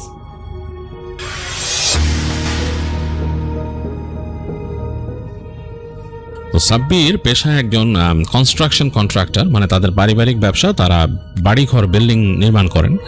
তো সাব্বিরের সাথে একটা ঘটনা ঘটেছিল, এটা 2013 সালের দিকে, এবং তিনি নিজেই সেই ঘটনার ভুক্তভোগী। তিনি আমার কাছে ঘটনাটি শেয়ার করেছেন এবং তিনি রিকোয়েস্ট করেছেন আমি যেন আমার মতো করে ঘটনাটা আপনাদের সাথে শেয়ার করি। তো আমি চলে যাচ্ছি সাব্বিরের ঘটনায়। 2013 সালের কথা। সাব্বিরের ভাই কামাল হোসেন তখন একটা কন্ট্রাক্ট পান সিলেটের কোনো একটা অঞ্চলে, সিলেট শহরের কোনো একটা অঞ্চলে, মানে কোনো আউটস্কার্টের দিকে কোনো একটা অঞ্চলে একটা বিল্ডিং তৈরি করার। এবং এটা নিয়ে কামাল ঢাকার বাইরে যান, বিভিন্ন মিটিং করেন, এবং তারপরে ফাইনালি তিনি যখন কাজটা পান, কাজ করার তিনি আসেন এবং তার পুরো টিমকে নিয়ে সেখানে তিনি যাওয়ার প্ল্যান করেন। তো টিম বলতে একেবারে প্রথমে তার সাথে ওখানকার লোকাল, তিনি ঢাকা থেকে পুরো মানে এখানকার মিস্ত্রিগুলো নেবেন না, সেগুলো ওখান থেকেই লোকালি তিনি কালেক্ট করবেন। টিম বলতে তার ভাই সাব্বির হোসেনকে তিনি নিয়ে যান এগুলো দেখাশোনার জন্য, এবং সাব্বির মূল আর কি এগুলোর সুপারভিশনে থাকবে। তো প্রথমে তিনি এবং তার ভাই ওখানে চলে যান, গিয়ে তারা ওই সেই মালিকের সাথে কথাবার্তা বলেন এবং সেই জায়গাটাকে দেখেন। তো সাব্বির যখন গিয়েছে তার ভাইয়ের সাথে, গিয়ে দেখে যে একটা মানে বাসাটা হচ্ছে এমন একটা জায়গায়, একেবারে প্রান্তে কোনো একটা জায়গা, মানে স্পেসিফিক লোকেশন বলবো না, কোনো একটা জায়গায়, এবং সেখানে বাড়িঘর খুব কম, কিছু কিছু বাড়ি আছে দোতলা বাড়ি, একতলা বাড়ি, এবং অনেক অনেক গাছগাছালি আশেপাশে, একদম গাছগাছালিতে ভরা, এবং ওই বাসা থেকে বেশ খানিকটা দূরে গেলে টিলা দেখা যায় দূরে, এরকম একটা জায়গায়। তো নির্জন জায়গা। তো যেইখানে তাদের যে কনস্ট্রাকশন সাইট হবে সেই জায়গায় তারা যায় সে মালিকের সাথে, এবং গিয়ে দেখতে পায় যে একটা গলি আর কি, সেটা দিয়ে ঢুকতে হয়। ঢুকে বেশ বাড়িঘরের মধ্যে দিয়ে যায়, এখানে কিছু কিছু বাড়ি আছে স্ক্যাটার্ডভাবে, সেগুলোতে হেঁটে যেয়ে বেশ তখন শুরু হয়ে যায় গাছগাছালি এগুলোর মধ্যে দিয়ে যাচ্ছে যখন, এবং আশেপাশে খুব একটা বাড়িঘর নাই, একটা দুইটা বাড়িঘর। সামনে গিয়ে একেবারে শেষের দিকে, মানে এই গলিটা যখন শেষ হয়ে যাবে তার আগেই বাঁ দিকে একটা প্লট, একেবারে উঁচু উঁচু গাছে ছাওয়া একটা প্লট, এবং সেই প্লটের মধ্যে ঢুকলেই দেখা যাচ্ছে যে ওখানে আগে একটা বাড়িঘর কিছু ছিল, সেই জায়গাটাকে ভেঙে ফেলা হয়েছে, সেখানে এখন কিছু নাই, মানে বাড়ি মালিক যে সে জিনিসপত্র সরাই নিছে ভেঙে, কিন্তু এক পাশে একটা দোতলা বাড়ি এখনো রয়ে গেছে ওই প্লটের ভেতরে, এবং সেটাকে ভাঙা হয়নি। সেটা হালকা হলদে রঙের একটা দোতলা বাড়ি, তার সাথে আবার একটা চিলে কোঠা আছে, এবং সেই বাড়িটাকে দেখা যাচ্ছে। এই মূল কিন্তু এখানে ঢোকার পর আর কি, প্লটে ঢোকার পর দেখছে। আর এই পাশে ছোট্ট একটা ঘর করা, মানে টিন দিয়ে, মানে টিনের একচালা ঘর, সেটা হয়তো এখানে যে থাকবে তার জন্য করা আছে, তো এরকম। আর সব কিছু সরায় ফেলা হয়েছে, এখানে যে এই পাশে যেই স্থাপনা ছিল সেগুলো সরায় ফেলা হয়েছে। তো তখন দেখলো, এখানে সাব্বির দেখলো যে তার ভাইয়ের সাথে কথা বললো, এবং দেখতেছে যে ওই দোতলা বাড়িটার নিচে যে ঢোকার রাস্তা সেটাও খালি, এবং সে জানতে পারলো যে এইখানে মূলত তাদের স্টক রাখা হবে, এই দোতলা যে বাসাটা এটার মধ্যে তাদের এই যে রড সিমেন্ট যা যা রাখা হবে। আর সাব্বির যেখানে থাকবে, সাব্বিরকে থাকতে হবে এই একচলা ঘরটাতে, আর একেবারে কর্নার ওইখানে বাথরুম করা, সেটা তার জন্য আর কি।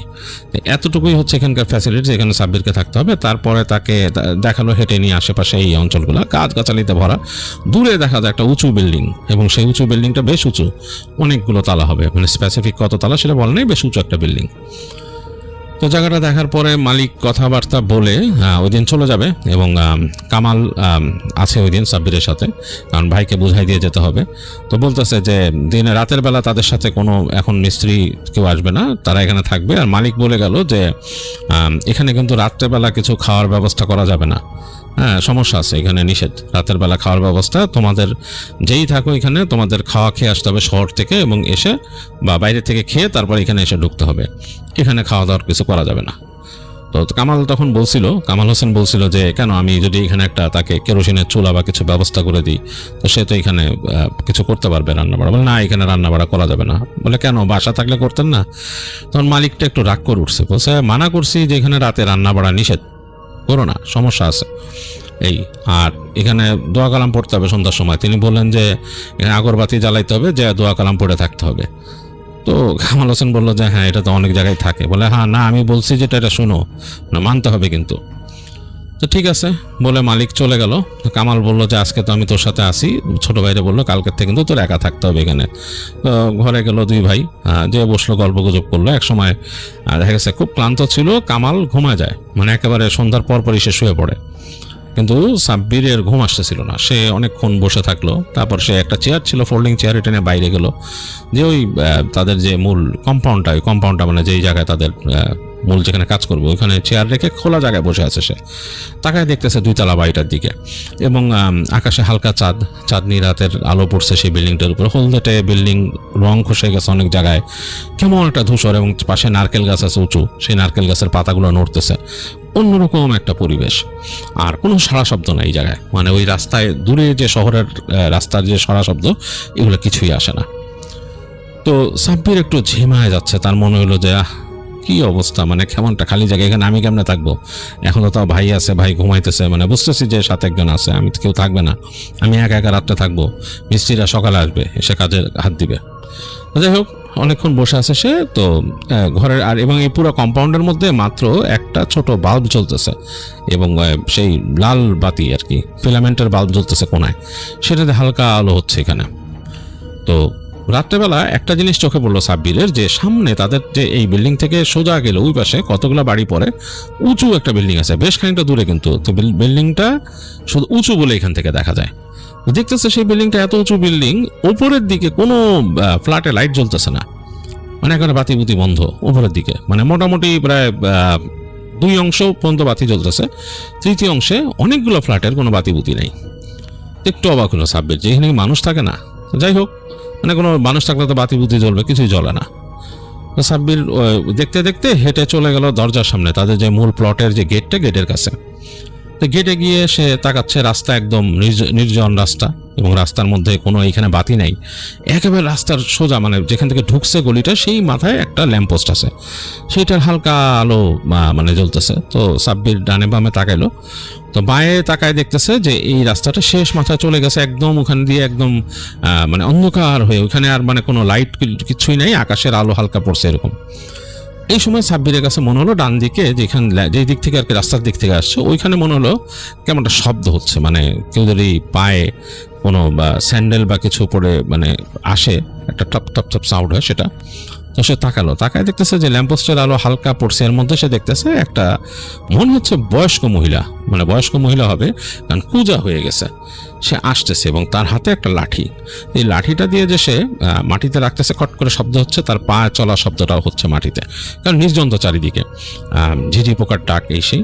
তো মহিলাটা হেঁটে হেঁটে আসতেছে, তো সাব্বির তাকায় আছে মহিলাটার দিকে। তো মহিলাটা যখন তাদের বাসার যেই মূল গেটটা, কম্পাউন্ডের গেটটা ক্রস করতেছে, তখন মহিলা থেমে দাঁড়ায় সাব্বিরের দিকে ফিরে বলতেছে, সাব্বির ভালো মতো চেহারা দেখতে পাচ্ছেন না, চাঁদের আলো হালকা পড়ছে, এটাতে ভালো বোঝা যাচ্ছে না, বোঝা যাচ্ছে যে বয়স্ক মহিলা একটা। আর মাথার কাপড়টা অনেকখানি টানা, মানে কিছুটা বের হয়ে আছে চুল, বোঝা যাচ্ছে যে গ্রে কালারের চুল। তো মহিলা বলতে সাব্বিরকে, তো এখানে কাজে হাত দিছে, আবার বাড়ি বানাইবো? তো সাব্বির বলতেছে যে হ্যাঁ বাড়ি বানাবে। তা বলতেছে তোরা বানাবি? তুই করে বলতেছে তোরা বানাবি।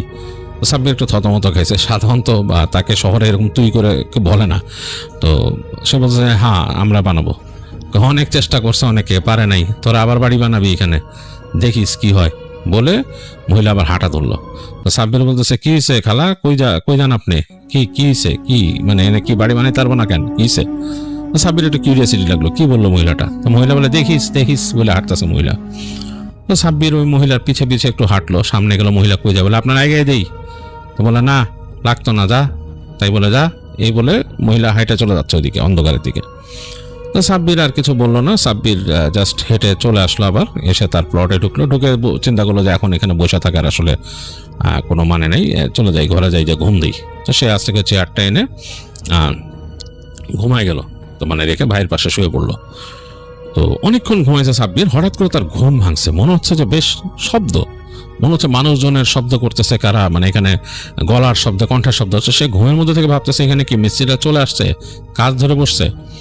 তো চোখ মেলছে, মেলে দেখতেছে অন্ধকার, মানে সে কিন্তু বাতি নিভায় ঘুমাইছিল এখানে, ঘরের ভেতরে বাতি নিভানো, বাইরে ওই যে লাল বাল্ব একটা জ্বলতেছে, ওইটা জ্বালায় রাখছে মালিক আর কি, জাস্ট যেহেতু এখানে কাজ হচ্ছে এই কারণে, মানে এটা একটা এখন প্লট, মানে কনস্ট্রাকশন হবে এই জন্য, এবং মালপত্র আছে এই হলুদ বিল্ডিং এর মধ্যে এই কারণে। তো শব্দ শুনে সে চোখ মেলে দেখে অন্ধকার, চিন্তা হচ্ছে অন্ধকারের মধ্যে, মানে অন্ধকার মানে এখন নিশ্চয়ই রাত, ঘুমের মধ্যে ভাবতেছে।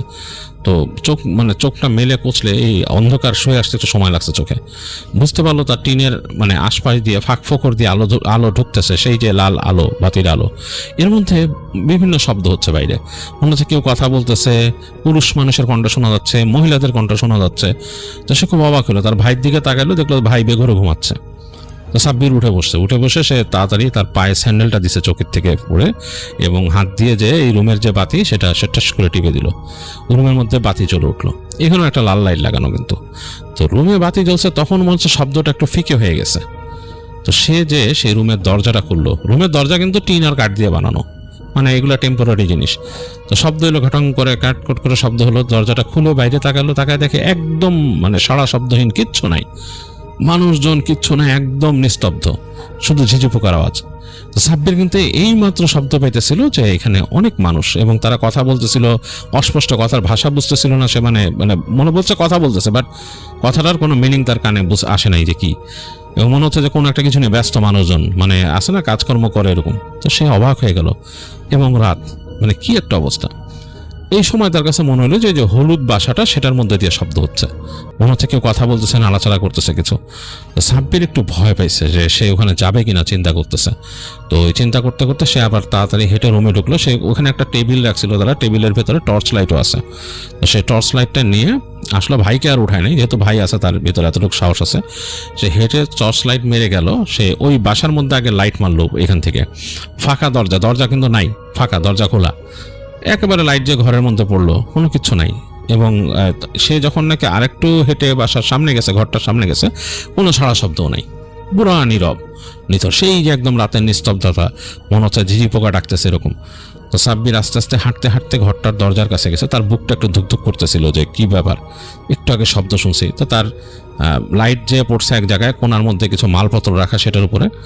তো সে ঢুকছে, তার কাছে কেন জানি হঠাৎ মনে হলো যে তার ডান পাশে যে রুমটা, ওখানে সিমেন্ট রাখা আছে, মনে হলো যে ওইখানে কারো মুভমেন্ট তার চোখে পড়লো।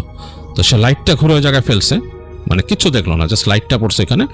এই সময় হঠাৎ বেশ লাউডলি আজান শোনা গেল কোথাও, মানে আজান শুরু হলো, কেঁপে উঠছিল, মানে সাব্বির কেঁপে উঠছে আজানের শব্দ হঠাৎ করে শুনে, মানে অল অফ এ সাডেন, মানে সে মনে হইতেছিল যে তার এখানে কেউ আসে, এরকম সময় হঠাৎ আজান হয়েছে। তো আজানটা বেশ জোরেই, কাছাকাছি মনে মসজিদ। তো সাব্বির কেঁপে উঠে একটু ভয় পাইছে, ভয় পেয়ে সে আস্তে করে বাইরে আসলো, মানে ফজরের আজান দিচ্ছে। তো সে আর বাতি মারলো না, কোথাও দেখলো যে একদম নীরব নিথর চারিদিক।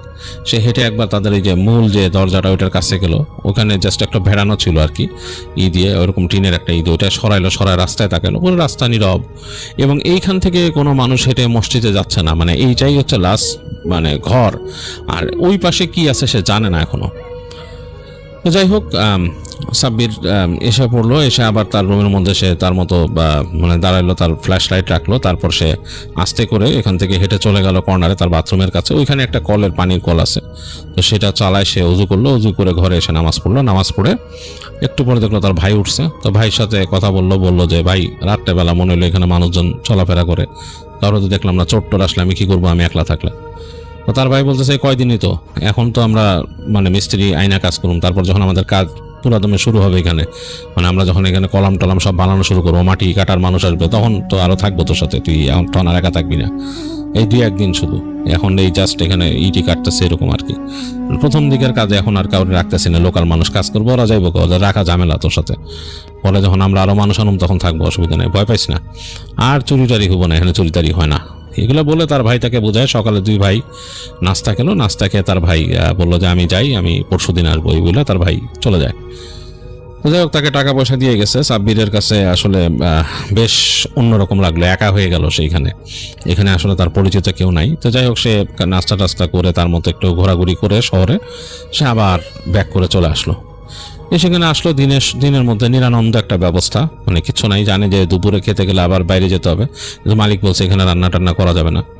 তো যাই হোক, তার সময় কাটলো এরকম করে, দুপুর গড়ালো এবং সে দুপুরে যে খাওয়া দাওয়া করলো এবং সে চিন্তা করলো যে আমি আবার বেরোবো, আবার আসবো রাতের বেলা খাবার নিতে। মানে তার কাছে তার জন্য একটা প্রেশার হয়ে যায়, কারণ এখান থেকে বের হয়ে সে যদি খাবার আনতে যায় তাকে অনেক দূর যেতে হয় আসলে। যে একেবারে সেইখানে যেই রেস্টুরেন্টে তারা খায়, সেটা ওখানকার ফেমাস রেস্টুরেন্ট, ওখানে অনেক মানুষ খাওয়া দাওয়া করে। তো ওখান থেকে খাবার কিনে আবার এখানে আসা একটা ঝামেলা। তো সে চিন্তা করছে যে দুপুরে যখন সে খেয়ে দিয়ে আসতেছে সে খাবার নিয়ে আসবে। তো সে যে দুপুরে খাওয়া দাওয়া করে ওই খাবার এক্সট্রা প্যাকেট কিনে নিয়ে আসছে, এনে চিন্তা করছে যে এই 2-4 ঘন্টা কিছু হবে না, 7টা-8টার দিক খেয়ে নিবে সে। তো এনে যখন নাকি সে এসে ঢুকতেছে তখন অলরেডি বিকেল হয়ে গেছে এখানে, মানে তার এই সাইটের এখানে এসে তার ঘরের সেই টেবিলে খাবারটা রেখে সে তার মতো ফ্রেশ হয়ে নামাজ কালাম পড়ে হেঁটে সে বের হয়েছে। বের হয়ে দেখতেছে যে বিকাল গড়ায় যাচ্ছে। তো একটা চেয়ার নিয়ে সে বসলো, ওই যে হলুদ বিল্ডিংটা ওইটার নিচে বসছে। তো ওইটার নিচে বসে তার কাছে কেন জানি মনে হইতেছে যে মানে খুব আরাম লাগতেছে, শান্তি শান্তি লাগতেছে এরকম, মানে চোখ বুজে আসতেছে। তো কখন চোখ বুজে আসতে বলতে পারবে না, হঠাৎ করে মনে হলো তার মাথার উপর কিছু একটা পড়ছে, ঠাস করে ইটের মতো। লাফ দিয়ে উঠছে সে, লাফ দিয়ে ওইটা পড়াতেই উঠছে, উঠে লাফ দিয়ে উঠে তাকাচ্ছে। তার কাছে মনে হলো, সে মনে হয় দেখলো যে কেউ একজন পেছন দিকে সরে গেল, আর একটা মেয়ে কণ্ঠের হাসি, নারী কণ্ঠের হাসির মতো। আর চারিদিকে তাকায় দেখলো একেবারে মানে চারিদিক একদম হয়ে গেছে, অন্ধকার হয়ে আসতেছে। মানে আকাশে রংটা একটা কমলা টাইপের কালার হয়ে আসছে এরকম, মানে একদম সূর্য ডুবি মানে এখনই হয়তো আজান দিবে এরকম একটা অবস্থা। তো সে মানে চিন্তা হলো কে আমার ইট মারলো, সে একটা হাসির শব্দও শুনছে। তো সাব্বির দৌড় দিয়ে উপর উঠে গেছে একদম সিঁড়ি দিয়ে, দেখতে যে কে এখানে উঠছে। তার মাথার মধ্যে একবার চিন্তা আসছে যেখানে চোর আসলে তো সমস্যা, কনস্ট্রাকশন সাইট তো তাদেরই। তো উপরে উঠে গেছে, উপরে উঠে সে যখন মানে 2 তলায় উঠছে তখন সে দেখতেছে দোতলায় ওঠার পরে ডান দিকে একটা সুন্দর ঘর, এবং এটা বেশ বড় একটা লিভিং রুমের মতো, তার পাশে একটা বেডরুম আছে। অবাক হলো যে এত সুন্দর ফাঁকা ঘর থাকতে কেউ নাই, হ্যাঁ, মানে এই জায়গাটা ফাঁকা পুরা। আর ওই পাশে একটা রুমের মতো দেখা যাচ্ছে, বেডরুমের মতো। আমি কেন ওই বেড়ার ঘরে থাকতেছি, এটা কেন? সে এটা চিন্তা করতে করতে সে উপর উঠে গেল ছাদে। উপর উঠে দেখে যে কেউ নাই, ফাঁকা ছাদ পুরো ফাঁকা, এবং তার উপরে সেই ওখানে কি বলে একটা ওই যে চিলে কোঠার মতো, সেটার আবার ছাদ আছে, সিঁড়ি দিয়ে ওঠা যায়, বেয়ে ওঠা যায় ওখানে। তো সে ওখানে উঠলো, উঠে যে একদম চিলে কোঠার উপর উঠে দেখলো যে আকাশে একদম সূর্য ডুবে যাচ্ছে চারিপাশে, একদম মানে একদম গেছে। তো ওখানে দাঁড়াই সে আজান শুনলো, তারপর সে নামলো, আজানের পর নামলো, অন্ধকার হয়ে গেছে চারিদিক। এর মাঝে সে দোতলা দেখে আলো আধারি, তখন হালকা চাঁদ উঠছে আকাশে এবং চাঁদের হালকা আলো আছে, আলো আধারি জানলা দিয়ে আলো এসে পড়তেছে। তো সে ঘরটাকে দেখলো হলো বেশ ফ্রেশ একটা ঘর, এবং এখানে আমি ইচ্ছা করলেই থাকতে পারি। সে হেঁটে যে বেডরুমটার দিকে গেল, যে দেখলো যে ওখানে দরজাটা ভেজানো, ঠেলা দিল, ভিতরে খুলে গেল, দেখলো বেশ প্রশস্ত একটা রুম, এবং বেশ বড়। এইদিকে জানালা আছে, মানে পেছনের দিকে জানালা, এই পাশে জানালা, দুই পাশে, এই পাশে জানলা বন্ধ করা, পেছনের দিকে জানলাটা খোলা। তো সে আস্তে আস্তে হেঁটে গেল, যে ওই জানলার দিয়ে উকি দিল, দেখলো যে পেছনে একটা দিক দেখা যায়, এই যে রাস্তাটা গেছে সামনে দিয়ে, সেই রাস্তাটা ওই পেছনে যে শেষ হয়েছে ওইখানে, এবং ওখানে বেশ ফাঁকা একটা জায়গা, বেশ বড় জায়গা। খুব অবাক হলো, কিন্তু ওটা ক্লিয়ার আউট করা, মানে কিচ্ছু নাই এখানে, বেশ ফাঁকা একটা জায়গা। তার পাশে কতগুলো গাছ আছে, ওই গাছের উপরে কি আছে মানে কিছু বোঝা যাচ্ছে না, বড় জঙ্গলের মতো আর কি। সাব্বির দেখে চিন্তা করলো যে ভাই, এত সুন্দর জায়গা থাকতে আমাকে শুইতে দিছে কোন ওই টিনের একটা রুম বানায় আজ এরা। তো এগুলো চিন্তা করতে করতে সে হেঁটে আবার নেমে আসলো। তো নেমে এসে সে ঘরে ঢুকছে। ঘরে ঢোকার পরে এই সময় শব্দ পাচ্ছে যে গুড়ুম গুড়ুম শব্দ হচ্ছে, মেঘ ডাকতেছে আকাশে, মেঘ ডাকতেছে। কিছুক্ষণ ভাবতে না ভাবতে পট করে বৃষ্টি পড়া শুরু করলো, মোটা মানে ফোঁটায় বৃষ্টি শুরু হলো, মানে প্রচন্ড বর্ষণ, এবং সেই বর্ষণ বলার মতো না, প্রচন্ড জোরে বৃষ্টি হচ্ছে, এবং বাতাসে মনে সব উড়াই নিয়ে যাবে এরকম একটা অবস্থা। এর মাঝেই সাব্বির দেখলো যে এই একচালা ঘরের পাশ থেকে পানি পড়া শুরু করছে, এবং পানিটা সরাসরি তার এই বিছানা যেখানে চকির উপরে পড়তেছে। তো সাথে সাথে সে তার ওখানে একটা ডিশ ছিল, নিয়ে ওটা তলে দিল, টপটপটা পানি পড়তেছে এবং তার মেজাজ চরম গরম হয়ে গেল। দেখলো যে এক পায়ে তার টেবিলের কাছে পানি পড়তেছে। তো মন মেজাজ খারাপ যে এখন যদি বৃষ্টিতে এরকম ভিজে যায় সবকিছু কিভাবে কি করবে সে। এদিকে বাতিটা একবার টাস করে নিভে আবার জ্বলে উঠছে, মানে ইলেকট্রিসিটি চলে যাবে যে কোনো সময়। তো সাব্বির সাথে সাথে তার এই বিছানা যা ছিল আর কি, এখানে কাঁথা মাথা যা ছিল সবগুলোকে সে গোটায় ফেললো, রোল করে ফেললো। আর একটা পলিথিন ছিল, সেই পলিথিনের মধ্যে তার ড্রয়ার থেকে ইম্পর্টেন্ট জিনিসগুলো নিয়ে নিল, খাবারের প্যাকেটটা নিল, নিয়ে এসে তার রুমের দরজাটা খুলে দেখলো যে বৃষ্টি পড়তেছে চরম। সে একটা দৌড় দিল ওই ঘরটার দিকে, হলুদ ঘরটার দিকে দৌড়ায় ঢুকে গেল হলুদ ঘরে, মানে সেই ইসের ভিতরে। ঢোকার পর চিন্তা করলো, বাহ এখন তো আর বৃষ্টি পড়তেছে, এখন খুব একটা বোঝাও যাচ্ছে না। তো সে আস্তে আস্তে করে দোতলায় উঠে গেছে। উঠে যে তার ইচ্ছা হচ্ছে যে ওই ঘরটার মধ্যে সে বিছানা করে ওখানে থাকবে। তো সে উঠে গিয়ে সুন্দর দোতলায় যে একেবারে সে মূলটের যেই বড় রুমটা দেখছিল লিভিং রুমের মতো, সেটা না, একেবারে বেডরুমে ঢুকে গেল। সেখানে ঢুকে সে অন্ধকারের মধ্যে, এদিকে বজ্রপাত চমকাচ্ছে, জানালা দিয়ে দেখা যাচ্ছে। তো সে আস্তে করে ফার্স্টে জানলা, এই পাশের জানলা তো লাগানোই ছিল, ওই পাশের জানলাটাকে ভিজাই দিল, দিয়ে সে তার কর্নারের মধ্যে তার বিছানা পেতে ফেললো। সে যে বিছানা নিয়ে আসে সেটাকে পেতে ফেললো। তখন যে চিন্তা করলো এখন তার আজকে আর টেনশন নেই, আজকে সুন্দর এখানে ঘুমাইতে পারবো, সব অসুবিধা নেই। তো ওইখানে বসেই সে ওই প্যাকেটের মধ্যেই বসে খাওয়া শুরু করলো এক পাশে, আর সাথে করে সে তার ফ্ল্যাশ লাইটটাকে জ্বালায় রাখছে পাশে, ওইটা দিয়ে আলো দিচ্ছে। বসে বসে ওই ফ্ল্যাশ লাইটের আলোতেই সে খাওয়া দাওয়া করছে। খাওয়া দাওয়া করে প্যাকেটটাকে ঘরের এক কোণা রাখলো, চিন্তা করলো যে এটারে পরে করে ফেলবো। তো জানালার কাছে গেছে সে, ওখানে যে হাতটা ধুবে, তার সাথে বোতল নিয়ে আসছিল, বগলের তলে করে বোতল নিয়ে আসছিল, সেই পানির বোতল দিয়ে হাত ধুবে আর কি। জানলার কাছে যখন দাঁড়ায় পাটটাকে ঠেলা দিয়ে আবার সরাইছে, সে দেখতেছে নিচে, মানে ওই যে ফাঁকা জায়গাটা গাছের এই পাশে, দেখতেছে আর একটু সামনে ওই বয়স্ক মহিলা সে দাঁড়ায় আছে ওখানে বৃষ্টির মধ্যে, এবং বৃষ্টি পড়তেছে, বলছে মহিলা ভিজে যাচ্ছে। তো একবার চিন্তা হলো, আরে এই মহিলার কি হয়েছে? তো সে এখান থেকে জোরে ডাক দিল, এই খালা, কি হয়েছে আপনার? এই খালা, আপনি বৃষ্টিতে ভিজান কেন? তো দেখতেছে কোনো উত্তর নাই, দেখতে মহিলা ভিজতেছে। এর মধ্যে বজ্রপাত চমকাইলো, আকাশ সাদা হয়ে গেছে। যে একবার পড়লো সেই বজ্রপাতের আলোতে সে দেখলো নীলচে আলোতে যে মহিলা দাঁড়ায় আছে ওইখানে, এবং একটা শাড়ি পরা, সাদা রঙের শাড়ি পরা মহিলাটা, কুজা হয়েছে, মানে গায়ের রং বেশ ডার্ক, এবং সেই হাতে লাঠি এভাবে দাঁড়ায় আছে। তো সে খুব অবাক হলো যে মহিলাটা এরকম দাঁড়ায় আছে, কে এটা? তো চিন্তা করলো যে না, এই বয়স্ক মহিলা হয়তো তার থাকার জায়গা নাই, হয়তো সেরকম একটা কুড়ে ঘরে থাকে কোথাও, মানে মহিলারা এখানে আইনে রাখতে হবে, নাহলে এই বয়স্ক মহিলা কই যাবে এই বৃষ্টির মধ্যে, হয়তো কোথাও যাইতে পারতেছে না, বেচারি এখানে বের হয়ে আসছে। তো সে সাথে সাথে তার ওই বোতল টোতল রেখে সে ফ্ল্যাশ লাইটটা নিল, নিয়ে সে খুঁজতেছে নিচে, সে সিমেন্ট যেখানে রাখে সেখানে দেখলো যে পলিথিন আছে সিমেন্টের আশেপাশে, নীল রঙের পলিথিন। যে পলিথিনটা গায়ে বেচায়, সে আরেকটু পলিথিন টেনে ছিঁড়ে নিল, চিন্তা করলো যে এইটা ওই খালারে পরাই দিব।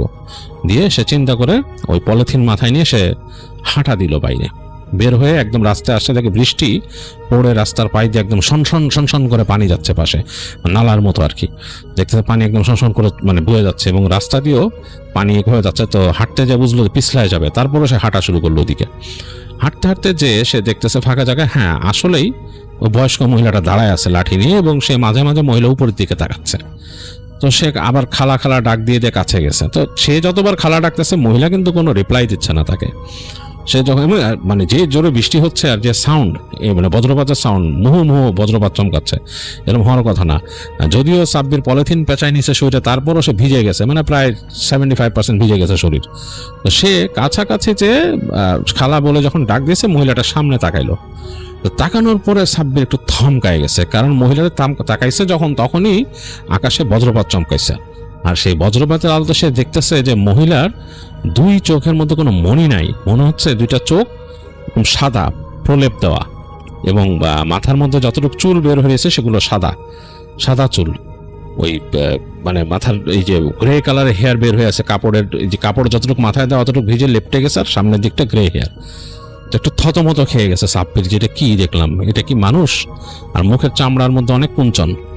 তো সে যখন কাছাকাছি গেছে, মহিলাটা মাথা তুলছে, সে দেখলো 1 সেকেন্ডে বজ্রপাতে। তো মহিলাটা তাকে আবার বলতেছে, তুই যা, তাড়াতাড়ি যা, ওইখানে থাকিস না, ওখানে গলায় দড়ি দিছিল, ওখানে থাকিস না বলে দেখলো যে মহিলা ঘুরে হাঁটা ধরলো।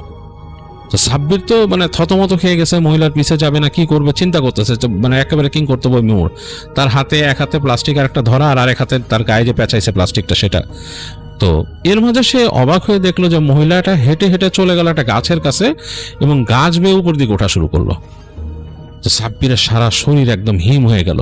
দেখলো মহিলাটা গাছ বেয়ে উঠতে উঠতে একেবারে গাছের ঘোড়া মানে একেবারে আগায় উঠে একদম গাছকে জড়ায় ধরে চুপচাপ বসে আছে।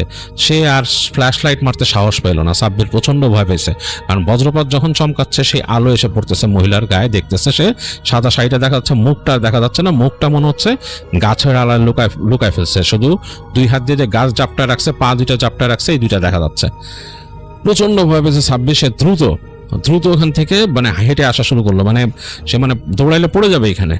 হেঁটে এসে সে একবার চিন্তা করছে মহিলা কি বললো, ওইখানে গলায় দড়ি নিচ্ছে মানে কি ওখানে কোনো মানুষ গলায় দড়ি নিচ্ছে বা কি, ওইখানে সমস্যাটা কি? আর এই মহিলাটা কি মানুষ তো না মনে হয়, গাছে কিভাবে এটা উঠছে? এটা নিশ্চয়ই কোনো পিশাচ বা কিছু একটা। এগুলো চিন্তা করতে করতে সে দৌড়ে এক সময় কম্পাউন্ডে কম্পাউন্ডে ঢুকে সে সোজাসুজি চলে আসছে ঘরটার দিকে। তো ঘরটার কাছাকাছি যখন আসছে, মানে তার যে সে হলুদ বিল্ডিংটা যেখানে সে বিছনা বেডিং নিয়ে গেছে, ওই জায়গায় কিন্তু তখন সে যখন গেছে গেটের কাছে, তখন বৃষ্টিটা ছেড়ে দিছে। হঠাৎ করে জোর বৃষ্টিটা ছেড়ে দিছে, পিট পিট টিপ টিপ টিপ টিপ বৃষ্টি হচ্ছে। বিদ্যুৎ কিন্তু নাই, একেবারে বিদ্যুৎ নাই, অন্ধকার। তো সে আস্তে করে তার পলিথিন ওইটা রেখে দিল, তার যেটা গায়ে পেঁচায় গেছে সেটাও রেখে সে আস্তে করে ঢুকলো সে ঘরের ভেতরে। তো ঘরের মধ্যে ঢোকার পরই সে একটা অন্যরকম ঘ্রাণ পাওয়া শুরু করলো। মনে হলো যে আগরবাতির ঘ্রাণ একেবারে আসতেছে, মানে মনে হচ্ছে যে একদম আগরবাতির ঘ্রাণে ভরে গেছে। আর কিছু মানুষের কণ্ঠ শুনতে পাচ্ছে, মহিলাদের কণ্ঠ বিশেষ করে। মনে হচ্ছে কেউ একজন বিলাপ করে কাঁদতেছে সেখানে উপরে, মানে অনেকটা মানুষ মারা গেলে যেভাবে কাঁদে সেরকম। আর কিছু মানুষের হামিং, মানে কথা এক নাগাড়ে অনেক মানুষ মিলে যদি কথা বলে মহিলারা এরকম। তো সে একটু থতমত খেয়ে গেল যে কি ব্যাপার, 2 তলায় একটু কিসের শব্দ। তো সে আস্তে সে আর খুব স্পিডে না, আস্তে সে সিঁড়ি বেয়ে ওঠা শুরু করলো। ফ্ল্যাশ লাইটটা একটু জ্বালায় সিঁড়ির দিকে ফেলতেছে, কারণ অন্ধকারে দেখা যায় না। সে কিন্তু শব্দ শুনতেছে এগুলা। তো সে যত দোতলার কাছে চলে আসছে, প্রথম সিঁড়ি থেকে ল্যান্ডিং আসছে, ল্যান্ডিং থেকে দ্বিতীয় সিঁড়িতে উঠবে, তখন দেখতেছে ওপরে আলো দেখা যাচ্ছে, কারণ জানালা আছে, জানালা ওই গ্লাস বেয়ে আলো আসছে সেখানে, মানে রাতের আলো, রাতের আকাশের আলো যেটা সেটা ঢুকতেছে। তো সে শব্দটা আরো প্রকট হয়েছে দেখে সে আর ফ্ল্যাশ লাইটটা জ্বালায় নেই। চিন্তা করলো কি ব্যাপার, মানুষ যদি থাকে, আর মানুষ কোত্থেকে আসছে, কিসের শব্দ এগুলা? মানে তার মাথার মধ্যে কিছুই কাজ করতেছে না, এরকম শব্দ কিভাবে হবে? তো সে আস্তে হেঁটে যখন দোতলায় উঠে দেখতেছে সেই যে প্রথম যে লিভিং রুমের মতো জায়গাটা, ওইটা দেখা যাচ্ছে এই মানে রাতের আলোতে, মানে কাচের ফাঁক দিয়ে যে রাত্রের আলো ঢুকছে সেটাতে, এবং এখনো বজ্রপাত চমকাচ্ছে, মাঝে মাঝে আলোকিত হয়ে যাচ্ছে চারিদিক। এর মাঝে সে দেখতে পাচ্ছে একেবারে ঘরের মাঝখানে একটা মানে সাদা কাপড় দিয়ে কিছু পেঁচায় রাখা। এটা কোনো ডেড বডি হবে, মানে কোন ডেড বডি যেরকম রাখে সেরকম একটা ডেড বডির মতো পেঁচায় রাখা সেখানে শোয়া রাখছে, এবং তার সামনে কোন একটা মহিলা বিলাপ করতেছে, এরকম মাথা নেড়ে উপরে নিচে করে বিলাপ করতেছে। বোঝা যাচ্ছে না, তার চুলগুলো আবার ছাড়া, চুলগুলো নিচের দিকে পড়ে আছে। সে মাথা উঠাচ্ছে নামাচ্ছে এবং সেই ডেড বডির সামনে, এবং তার ডানে বামে দেয়াল ঘেঁষে কিছু মানুষ বসা, সম্ভবত অনেকগুলো মহিলা বসা, এবং তাদের চেহারা দেখা যাচ্ছে না। রাতের আলোতে শুধু তাদের অবয়ব বোঝা যাচ্ছে, এবং তারাই হামিংগুলা করতেছে। এখন সাব্বির কিন্তু উঠে আসছে একেবারে সিঁড়ির গোড়ায়। সে যেখান থেকে দাঁড়ায় আছে, যে বিলাপরত মহিলা কিন্তু একদম সামনাসামনি তার থেকে ডান দিকে, মানে সে তাকাইলে সোজা, এবং এই লাশ এবং ওই মহিলার ওই পারে হচ্ছে ওই রুমে ঢোকার দরজা, যেখানে সে বিছানা বেডিং সব রেখে আসছে সেই জায়গায়। তো সে যখন নাকি এটা দেখলো, দেখে সে মানে থতমত খেয়ে গেছে। হঠাৎ মনে হলো যে তার উপস্থিতি টের পাইছে সবাই। যে মহিলা বিলাপ করতেছিল সে বিলাপ থামায় মহিলা একেবারে সরাসরি সাব্বিরের দিকে তাকাইলো। সাব্বির দেখলো রাতের অন্ধকারে কিছু দেখা যাচ্ছে না, বোঝা যাচ্ছে যে তার মানে দিকে কেউ তাকায় আছে ওইখানে, মানে তার দিকে কেউ একজন তাকায় আছে, মানে অবয়বটা বোঝা যাচ্ছে, কিন্তু তার চোখ মুখ কিচ্ছু দেখা যাচ্ছে না, অন্ধকার ওই জায়গায়। মানে ভয়ঙ্কর একটা অবস্থা। সাব্বিরের সারা শরীর বেয়ে একদম শীতল স্রোত নেমে গেছে, এবং সে পুরোপুরি সেই ইসের ঘ্রাণ পাচ্ছে, সেই মানে সেই আগরবাতির ঘ্রাণ পাচ্ছে, একই সাথে কড়া কর্পূরের ঘ্রাণ পাচ্ছে, এবং ওই হামিংয়ের শব্দ থেমে গেছে। সে বুঝতেছে সবাই তাকে দেখতেছে। সাব্বির ভয়ে উল্টা মানে ছেড়ে নিচের দিকে দৌড় দিল, দৌড়ায় সিঁড়িতে ধপ ধপ ধপ ধপ ধপ করে নামছে, নেমে এসে বাইরে আসছে। বাইরে এসে সে তার যে ঘরটার দিকে এসে সে ভয়ে আসলে আর কোথাও যাওয়ার চিন্তা করতে পারেনি, মনে করছে তার ঘরটার দিকে যাবে। এই সময় সে হঠাৎ করে খেয়াল করলো ওই ঘরের ছাদের উপর থেকে, মানে যে পাকা ঘরের ছাদের উপর থেকে একটা রড, মানে এরকম চোখা একটা রডের মতো নিয়ে মনে হলো যে একটা মহিলার অবয়বের মতো সরাসরি ছুঁড়ে মারছে তার দিকে।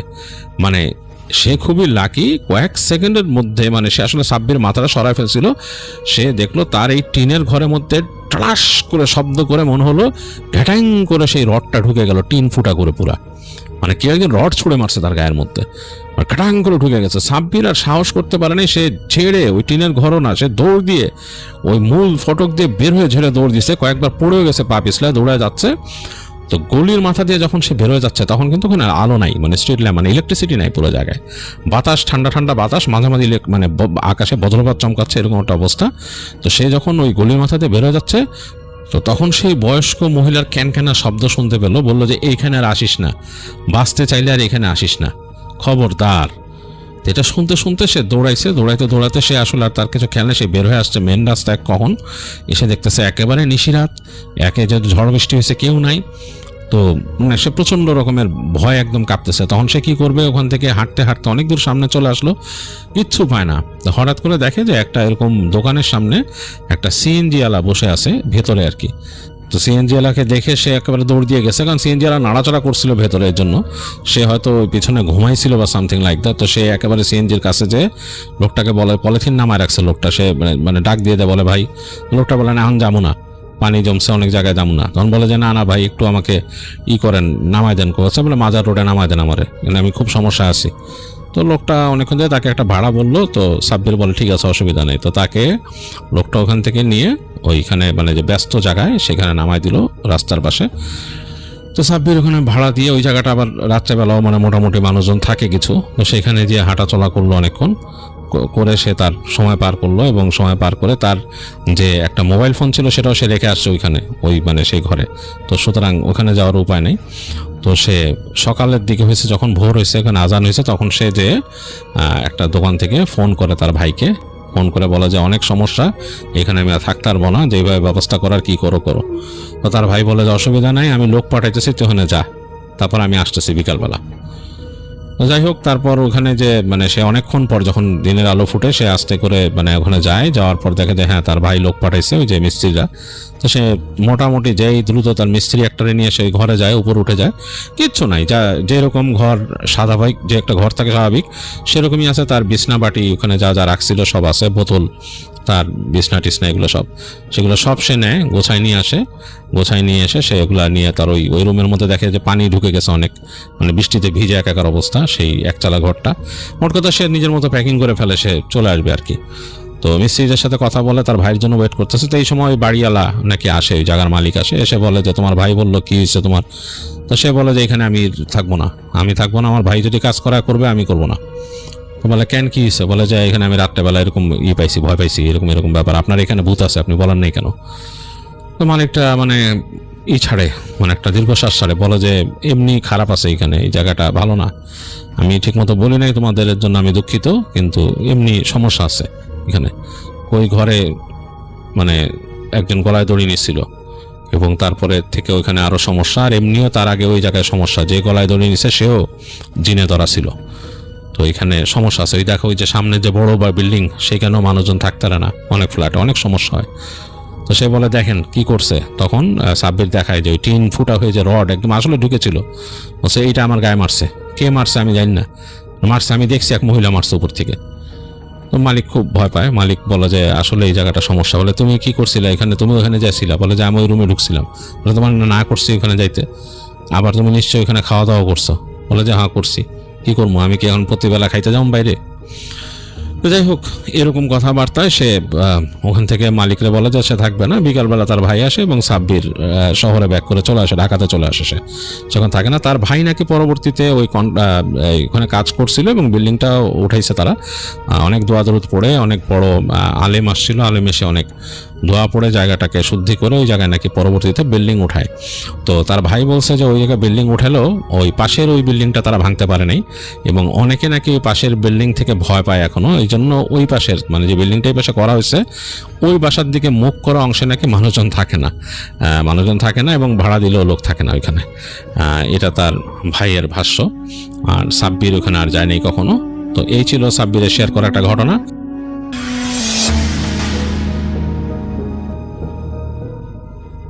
এই ঘটনাটি আমাদেরকে যেই রেমিটেন্স যোদ্ধা ভাই পাঠিয়েছেন তার নাম রানা আহমেদ। উনি বর্তমানে সৌদি আরবের দাম্মামে রয়েছেন। ওনার বাড়ি মুন্সিগঞ্জ জেলার গজারিয়া উপজেলার বাউশিয়া ইউনিয়নের বাউশিয়া গ্রামে। মূলত এই ঘটনাটি ওনার সাথে এবং ওনার বন্ধু রাশেদের সাথে ঘটেছিল। এই রাশেদ ভাইও বর্তমানে সৌদি আরবের ইয়ানবু শহরে কর্মরত রয়েছেন।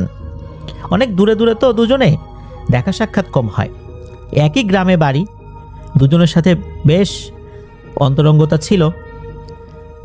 ঘটনাটি মূলত যখন ঘটে সময়টা ছিল এশার আজান দিয়েছে এমন সময়, গরমকাল, এখন থেকে বেশ বছরখানেক আগের ঘটনা। ওনারা নদীর পাড়ে বা কাছাকাছি জায়গায় বসে গল্প করছিলেন। গরম পড়েছিল। এদিকে হয় কি, আকাশে মেঘ ঘনিয়ে এসেছে, আবার এশার আজানও দিয়ে দিয়েছে। দূরের মাইক থেকে আল্লাহু আকবার আল্লাহু আকবার ধ্বনি তাদের কানে ভেসে আসে। তখন ওনার বন্ধু এই যে রাশেদ, এই রাশেদ ভাই এই রানা ভাইকে বলেন, এ রানা চল নদীতে গোসল করে আসি। যেহেতু ওখানেই নদী ছিল, রানা ভাই চিন্তা করলেন যে গরম লাগছে, এদিকে আকাশটাও মেঘলা হয়ে আসছে, মনে হচ্ছে বৃষ্টি আসবে, আবহাওয়া ঠান্ডা হয়ে আসবে, গোসল করলে মন্দ হয় না। এরকম গোসল ওনারা মাঝে মাঝে করেছেন, কি দিন কি রাত, যে কোনো সময় গোসল করেছেন। দুজন মিলে ওখান থেকে হাঁটতে হাঁটতে নদীর পাড়ে চলে যান। তো যতটুকু হেঁটেছেন, মানে যেখান থেকে হাঁটা শুরু করেছেন সেখান থেকে নদীর পাড়ে আসতে বড়জোর 3 মিনিট লাগে। এরপর মিনিট 10 মতো গোসল করছেন কেবল, মানে হয়ে গেছে 10 মিনিটের মতো, মানে আনুমানিক 10 মিনিটের মতো। হঠাৎ করে এই রাশেদ ভাই রানা ভাইয়ের হাত চেপে ধরে দে, রানা ওট ওট ওট, দৌড় দে দৌড় দে। রানা ভাই চিন্তা করেন কি ব্যাপার, কি হইল, হঠাৎ করে দৌড় দেবো কেন। তখন হঠাৎ করে বিজলি চমকিয়ে উঠলো, এটাও খেয়াল করলেন। একবারই যে চমকিয়েছে বিষয়টা এরকম না, আরও কয়েকবার চমকিয়েছে, তবে দৌড় যখন দিচ্ছেন তখন বিজলি চমকে উঠলো। প্রথমে আগে রানা ভাই উঠে পড়লেন, এরপর রাশেদ ভাই উঠে পড়লেন, এরপর দুজনই শুরু করলেন দৌড়। রানা ভাইকে আগে দৌড়াতে বললেন, রাশেদ ভাই পেছনে থাকবেন, আর বলছেন রানা খবরদার পেছন দিকে তাকাস না, সোজা দৌড় দে। আর রাশেদ ভাই জোরে জোরে দোয়া দরুদ পড়ছেন। আসলে এই যে দৌড় কেন দিতে হবে, কেন দোয়া দরুদ পড়ছে, এটা কিন্তু ওই সময় রানা ভাই বুঝতে পারছিলেন না। রানা ভাই চিন্তা করছিলেন যে আকাশে বিদ্যুৎ চমকাচ্ছে, এখন বজ্রপাত হতে পারে, বজ্রপাত যদি পানির উপর হয়, নদীর উপর হয়, তাদের তো ক্ষয়ক্ষতি হয়ে যাবে নিঃসন্দেহে, কারণ ওনারা বজ্রপাতের কারণে পানিতে বিদ্যুৎ ছড়িয়ে পড়বে, ক্ষতি তো হবেই, হতে পারে। এই কারণে তাড়াতাড়ি করে উঠতে বলেছেন। উনি তখনও বুঝতে পারছিলেন না যে ঘটনাটা কি। ওনাদের এই যে দৌড়াচ্ছেন, বাড়িতে আর আসতে পারেন না। ঘটনাটা কি, বাড়ির মনে হচ্ছে এই যে সামনে, কারণ ওখান থেকে এই রাশেদ ভাইদের বাড়ির দূরত্ব পায়ে হাঁটা পথ হয়তো বা 5 মিনিট। বাড়ি থেকে একটু দূরে এসে তো ওনারা গল্প গুজব করছিলেন, তারপর 3 মিনিট এসে মানে হেঁটে এসে গোসল করেছিলেন। 5 মিনিট হলো পায়ে হাঁটা দূরত্ব। ওনারা যে গতিতে দৌড়াচ্ছেন, এই গতিতে দৌড়ালে 1 মিনিট সর্বোচ্চ লাগার কথা, কিন্তু না, অনেকক্ষণ দৌড়াচ্ছেন। দেখছেন যে বাড়ির ওই দিকে লাইট জ্বলছে, কিন্তু বাড়িতে ওনারা আসতে পারছেন না। ওই পথ দিয়ে দৌড়াচ্ছেন, পথ আর শেষ হচ্ছে না। অনেকক্ষণ দৌড়ানোর পর অবশেষে বাড়িতে আসেন, হাঁপিয়ে গেছেন দুজনই, মানে রাশেদ ভাইদের বাড়িতে আসেন। ওখানে বিশ্রাম নেওয়ার পর তারপর আরও কয়েকজন লোককে ডাকেন। ডাকার পর রানা ভাইকে তাদের সাথে তার বাড়িতে পাঠিয়ে দেন। রানা ভাই কিন্তু তখনও বুঝতে পারছে না ঘটনাটা কি। দৌড়ায় আসলাম, আবার লোক কেন দিতে হবে, কারণ তাদের বাসা থেকে তো এই রানা ভাইয়ের বাসার দূরত্ব খুব বেশি না, কাছাকাছি। ওই রাত ওভাবেই চলে গেল, মানে যে যার মতো যার যার বাড়িতে চলে আসলেন, থেকে গেলেন। পরের দিন রানা ভাই উনি এই রাশেদ ভাইকে জিজ্ঞেস করলেন যে, হ্যাঁ রাশেদ, তুই রাতের বেলা ওইভাবে ওরকম করলি কেন? হুট করে বললি যে ওঠ ওঠ দৌড় দে, তারপর আমাকে সামনে রাখলি। আরও একটা বিষয়, সেটা হলো বাড়িতে পৌঁছানোর পর দেখি রাত 11:30 বাজে। এটার কারণ কি? কারণ আমরা যখন গোসল করতে গেলাম তখন এশার আজান হয়েছে, বড় জোর 8:30টার সময় এশার আজান দিয়েছে। সেখান থেকে আমরা 3 মিনিট পায়ে হাঁটা পথ নদীতে গিয়েছি, 10 মিনিট গোসল করেছি, এরপর উঠে দৌড় দিয়েছি। 1 মিনিটের মধ্যে বা 2 মিনিটের মধ্যে আমরা বাড়িতে চলে আসার কথা, বাড়িতেও ফিরে আসতে পারছিলাম না। আর এত সময় তো লাগার কথা না, সর্বোচ্চ 9টা বাজার কথা, কেন 11:30 বাজলো আমি তো কিছুই বুঝতে পারলাম না। তখন রাশেদ ভাই একটা ভয়ঙ্কর তথ্য দেয়। রাশেদ ভাই জানান যে ওনারা দুজন যখন গোসল করছিলেন, গোসল করার ওই জায়গা থেকে একটু দূরে নদীর উপর দিয়ে একটা ছোট্ট ব্রিজ চলে গেছে। ওই ব্রিজের এক পাশে গর্তের মতো একটা জায়গা রয়েছে।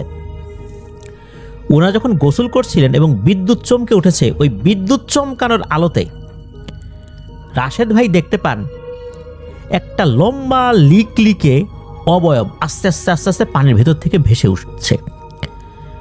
বিজলি চমকাচ্ছে, ওই জিনিসটা একটু করে ভেসে উঠছে, আবার বিজলি চমকায়, আবার একটু করে ভেসে ওঠে। এই জিনিসটা অনেকক্ষণ ধরে দেখছেন। একটা পর্যায়ে পুরোপুরি ওই জিনিসটা পানির উপরে দাঁড়িয়ে যায়, অনেক লম্বা হয়ে যায় জিনিসটা দেখতে। কিন্তু বিজলি চমকানো যখন থেমে যায় তখন ওই জিনিসের অস্তিত্ব বোঝা যায় না। অন্ধকারের মধ্যে তো হালকা একটু বোঝার কথা, কিন্তু সেটা বোঝা যায় না। শুধু বিজলি চমকালে ওই জিনিসের অস্তিত্ব বোঝা যাচ্ছে। প্রথম দিকে রাশেদ ভাই চিন্তা করেছেন যে আমি যা দেখছি তাকে ঠিক দেখছি। বারবার উনি চোখ কচলেছেন যে আসলে ঠিকঠাক দেখছি কিনা, অন্ধকারে ভুলভাল দেখছি কিনা, কিন্তু না, উনি বারবার যখন একই জিনিস দেখলেন, পরবর্তীতে ওই জিনিসটার চেহারাও ওনার সামনে কিছুটা ভেসে ওঠে। উনি দেখতে পান ওই জিনিসটার চেহারা খুবই ভয়ঙ্কর এবং দানবীয় আকৃতির। তখনই মূলত রানা ভাইকে উনি এই বিষয়গুলো বলেছেন, বলতে এটা বলেছেন যে রানা তাড়াতাড়ি ওর দৌড় দে। ওই সময় রানা ভাইকে এই বিষয়টা বলতে গেলে দেরি হয়ে যাবে, আর ওই সময় ওনারা আক্রান্ত হতে পারেন ওই জিনিসটার, এই জন্য দ্রুত দৌড়াতে বলেছেন। দৌড়াদৌড় পড়ছেন, পেছন দিকে তাকা নিষেধ করেছেন। আর হতে পারে ওই জিনিসটার কারণেই ওনারা দেরিতে বাড়িতে পৌঁছেছেন, মাঝখানে এতটা সময় পার হয়ে গেছে, ওনারা বুঝতেই পারেন নাই। এই বিষয়টা বলার পর রানা ভাই তো ওইভাবে বিশ্বাস করতে চান না, চিন্তা করেছেন যে রাশেদ মনে হয় আমার সাথে একটু মজা টজা করতেছে। আসলে ওই ব্রিজের ওই জায়গাটাতে সমস্যা রয়েছে এটা অনেকেই জানতেন। ওই সময় রানা ভাই ওইভাবে বিশ্বাস করেন নাই। ওই দিনই রাতের বেলা আবার দুজন মিলে একটা জায়গায় বসে আড্ডা দিচ্ছেন। তবে যেই জায়গায় বসে আড্ডা দিচ্ছেন ওইটা একটা বাড়ির ছাদের উপরে, একতলা বাড়ির ছাদের উপরে। তো ওখানে আড্ডা দিচ্ছেন ওনাদের বাড়ির পাশেই আর কি, গল্পগুজব করছেন। ওই সময় হঠাৎ করে আবার আকাশে মেঘ ঘনিয়ে আসে এবং বিদ্যুৎ চমকাতে থাকে। ওই সময়টা অবশ্য এরকম সিজনটাই ছিল, হঠাৎ হঠাৎ করে মেঘ ঘনিয়ে আসবে, বিদ্যুৎ চমকাবে, সিজনটাই এরকম ছিল। যখন বিদ্যুৎ চমকাচ্ছিল তখন রাশেদ ভাই হঠাৎ করে একদিকে তাকিয়ে তার দৃষ্টিটা স্থির করে ফেলেন। এরপর রাশেদ ভাই রানা ভাইকে বলছেন, এই রানা দেখ তো তুই কিছু দেখতে পাস কিনা, ওই যে ওই যে ওই দিকে তাকা, দেখ তো ওখানে কিছু দেখিস কিনা। মানে উনি হাত দিয়ে ইশারা করে দেখাচ্ছে। যখনই বিজলি চমকায় তখনই কিছু একটা দেখে। শুরুর দিকে রানা ভাই বুঝতে পারেন নাই যে ওখানে আসলে কিছু আছে কিনা। পরবর্তীতে উনিও সেই জিনিসটাই দেখেন। বিজলি যখন চমকায় ওই আলোতে দেখা যায় লম্বা লিকলিকে দানবীয় আকৃতির একটা ভয়ঙ্কর প্রাণী, যেটার অবয়ব মানুষের মতোই মনে হচ্ছে। এই জিনিসটা দৌড়াদৌড়ি করছে। বিজলি চমকালে শুধু এটা দেখা যায়, আর বিজলি চমকানো থেমে গেলে ওইখানে কোনো কিছু আছে এটা বোঝা যায় না। তাহলে এটা কি শুধু বিদ্যুৎ চমকানোর আলোতেই দৃশ্যমান হয়, এমনিতে দৃশ্যমান হয় না? ওনারা দুইজনই এই জিনিসটা দেখেন। দেখার পর দুজনই দ্রুত নেমে চলে আসেন ওখান থেকে। তখন রানা ভাই বুঝতে পারেন যে এই জিনিসটাকেই এই রাশেদ ভাই দেখেছিলেন ওই দিন গোসল করার সময়। আল্লাহ বাঁচিয়েছেন, ওই সময় যদি এই জিনিসটা তাদেরকে আক্রমণ করতো তাহলে কি ভয়ঙ্কর বিপদই না হয়ে যেত। ওখান থেকে তো ওনারা চলে আসছেন, আল্লাহর রহমতে আর কোনো সমস্যা ওই সময়ের মতো হয় নাই। তবে এর পরে এই রাশেদ আর রানা ভাইদেরই আরেকজন বন্ধু রাকিব, ওই সময় রাশেদ ভাই আর রাকিব ভাই একসাথে ছিল। তো ওনারা পাশাপাশি বাড়ির বাসিন্দা আর কি, মানে এই রাশেদ ভাইদের বাড়ি আর রাকিব ভাইদের বাড়ি একদম পাশাপাশি। ওখান থেকে একটু দূরে হচ্ছে এই রানা ভাইদের বাড়ি। রাশেদ ভাই আর রাকিব ভাই ওনারা বসে বসে তাদের অ্যান্ড্রয়েড ফোনে এই পাবজি গেম খেলছিলেন আর কি। ওই সময় অনেকক্ষণ খেলেছেন। তখন বোঝা গেল যে রাত অনেক হয়েছে। এক পর্যায়ে দুজনকে বললেন যে রাত অনেক হয়ে গেছে, চল বাসায় ঢুকে ঘুমাই পড়ি। তাদের আবার জল বিয়োগ করার দরকার হলো। দুজন বললেন যে ঠিক আছে চল আমরা একটু ওই দিকটাতে যাই, ওখানে গিয়ে যে যার মতো একটু ফ্রেশ হয়ে ঘরে ঢুকে যাই। ওই দিকটাতে যখন গিয়েছেন, রাশেদ ভাই এক পাশে, রাকিব ভাই আর এক পাশে, মানে অপোজিট ডিরেকশনে ওনারা গেছেন আর কি। যখনই একটা ঝোপের কাছে গেছেন দুইজনই, হঠাৎ করে ওই ঝোপের ভিতর থেকে এক ধরনের শব্দটা এরকম যে অনেক সময় মানুষ জিকির করে, জিকিরের শব্দটা মুখে উচ্চারণ করে না, শুধু নিঃশ্বাসের মাধ্যমে এক ধরনের হুম হুম শব্দ করে জিকির করে অনেকেই, ওই রকম করছে কেউ একজন। প্রথমে ওনারা চিন্তা করছেন এখানে কোনো অন্য প্রাণী থাকতে পারে, শেয়াল থাকতে পারে রাতের বেলা, কিন্তু শেয়াল তো এরকম শব্দ করে না। ভালো করে ওনারা শোনার চেষ্টা করলেন যে এই শব্দের উৎসটা কোথায়। বুঝতে পারলেন ওই ঝোপের ভেতরে এই শব্দটার উৎস। চিন্তা করলেন যে ওইদিকে ঢিল মারবো কি না, আবার চিন্তা করলেন থাক, দরকার নেই, চলে আসি। দুজন আবার এই শব্দ শুনে যখন একত্র হয়ে বলছেন যে কিরে এখানকার শব্দ কিসের এটা, তখন দুজনই আলোচনা করেন, আচ্ছা আমরা এখানে যে আসছি জল বিয়োগ করার জন্য, হতে পারে যে এই জিনিসটা পছন্দ করতেছে না কেউ, এই জন্য আমাদেরকে ভয় দেখিয়ে এখান থেকে তার অর্জন এরকম শব্দ করছে। তখন দ্রুত ওখান থেকে চলে আসেন।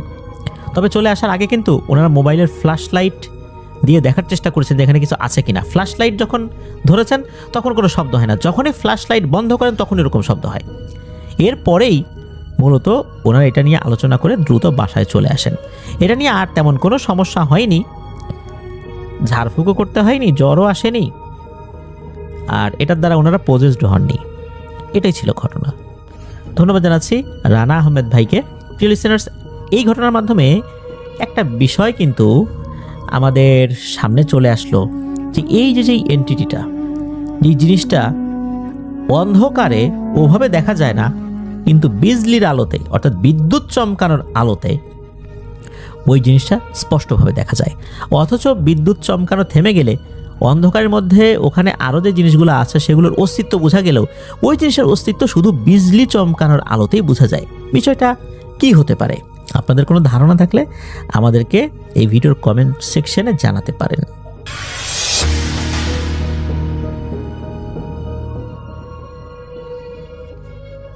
রাত তখন প্রায় 12টা বেজে গেছে। স্টেশনটা প্রায় ফাঁকা, পুরনো একটা রেল স্টেশন। লাইটগুলো টিম টিম করে জ্বলছে, চারপাশে অদ্ভুত নীরবতা। তো লোকজন বলে এই স্টেশনে রাত 12টার পর একটা ট্রেন আসে, যেটা কোনো টাইম টেবিল নাই। আরিফ নামের একটা ছেলে সেদিন অনেক দেরি করে ফেলেছিল, তো তার বাস মিস হয়ে যাওয়ার কারণে সে বাধ্য হয়ে এই স্টেশনে আসে। স্টেশনে ঢুকেই সে বুঝতে পারে কিছু একটা এখানে অস্বাভাবিক হয়ে আছে। কাউন্টারও বন্ধ, কোনো স্টাফও নেই, শুধু একটা কোণে বসে আছে এক বৃদ্ধ মানুষ। আরিফ এগিয়ে গিয়ে জিজ্ঞেস করলো, চাচা এখানে থেকে কি কোনো ট্রেন যাবে?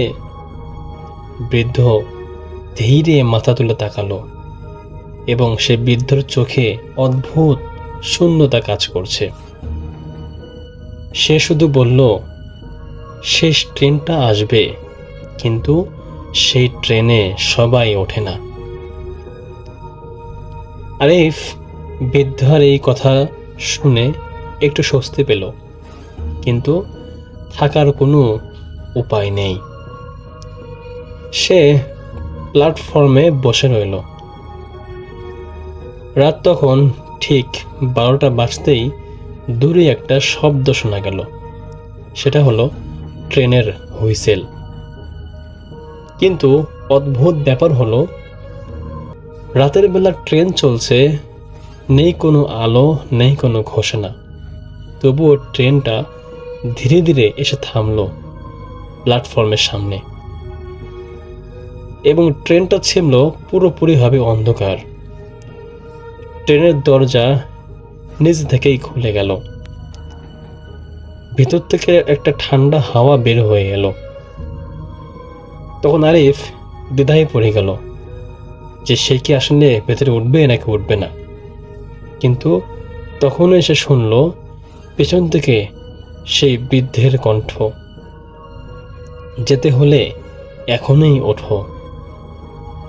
আরিফ আর কোনো কিছু চিন্তা করে না করেই সে ডিরেক্ট ট্রেনে উঠে পড়ল। ভেতরে ঢুকেই সে বুঝতে পারল এটা কোনো সাধারণ ট্রেন না। দেখল সমস্ত সিট ছিল পুরনো এবং ধুলোয় ভরা। আর আশ্চর্যের ব্যাপার হলো সব সিটেই কেউ না কেউ বসে আছে, কিন্তু তারা কেউ নড়ছে না, একদম মূর্তির মতো স্ট্রেট হয়ে বসে আছে। আরিফ একটা সিটে বসল। তার পাশের লোকটা মাথা নিচু করে বসে আছে। আরিফ ধীরে বলল, ভাই, এই ট্রেনটা কোথায় যায়? লোকটা ধীরে মুখ তুলল এবং সে আরিফের দিকে যখন চোখ মিলালো, আরিফের বুক ভয়ে ধরফর করে উঠল। লোকটার চোখ নেই, শুধু ফাঁকা একটা গর্ত। হঠাৎ পুরো ট্রেনটা কেঁপে উঠল। সবাই লাইট একসাথে, সমস্ত লাইট জ্বলে উঠল, আবার নিভে গেল। তারপর সব যাত্রীরা একসাথে মাথা তুলল। সবাই একসাথে যেন তাকিয়ে আছে আরিফের দিকে। তাদের মুখে একটাই কথা, নতুন যাত্রী, নতুন যাত্রী। আরিফ এমন দৃশ্য দেখার পর উঠে ভয়ে দৌড় দিতে চাইল। সে দরজার দিকে ঠিকই দৌড়ে গেল, কিন্তু দরজা বন্ধ ছিল। জানালার বাইরে তাকিয়ে এসে দেখল ট্রেনটা কোনো লাইনে নেই, চারপাশে শুধুই অন্ধকার। হঠাৎ তার পেছন থেকে একটা ঠান্ডা হাত তার কাঁধে এসে থামল এবং পেছন থেকে বলল, তুমি কি নামতে চাও? আরিফ ধীরে পেছনে ফিরল। দেখল সেই বৃদ্ধ যে স্টেশনে বসেছিল, সে এখন ট্রেনের ভেতরে দাঁড়িয়ে আছে এবং বৃদ্ধ হেসে এটাও বলল, যারা একবার ওঠে তারা আর নামে না এই ট্রেন থেকে। তারপর ট্রেনটা হঠাৎ থেমে গেল, সব দরজা খুলে গেল। বৃদ্ধ বলল, নামো যদি পারো। আরিফ দৌড়ে নেমে গেল। সে মাটিতে পড়ে গেল। তারপর সে অজ্ঞান হয়ে গেল। সকালে লোকজন তাকে স্টেশনের পাশে পড়ে থাকতে দেখে, কিন্তু অদ্ভুত ব্যাপার হলো এই স্টেশনে কোনো ট্রেনই আসে না রাত্রিবেলা। আরিফ তো এবারের মতো বেঁচে যায়, কিন্তু এরপর থেকে প্রতিদিন রাত 12টায় সে একই শব্দ শুনতে পায়, ট্রেনের হুইসেল আর একটা কণ্ঠ, তুমি আবার আসবে ফিরে। আর সবচেয়ে ভয়ঙ্কর ব্যাপার হলো একদিন আরিফ হঠাৎ করেই নিখোঁজ হয়ে যায়। স্টেশনের বৃদ্ধটা এখনো বসে থাকে। কেউ যদি জিজ্ঞেস করে ট্রেন কখন আসবে, সে শুধু হেসে বলে, শেষ ট্রেন আজ রাতেই আসবে। আরিফ নিখোঁজ হওয়ার পর স্টেশনটা নিয়ে মানুষের ভয় আরো বেড়ে গেল। দিনের সব কিছু স্বাভাবিক, লোকজন আসে যায়, কিন্তু রাত হলেই কেউ সেখানে নামার বা থাকার সাহস করে না। কিন্তু একদিন নতুন মানুষ এলো। তার নাম ছিল নাবিল। একজন মানুষ,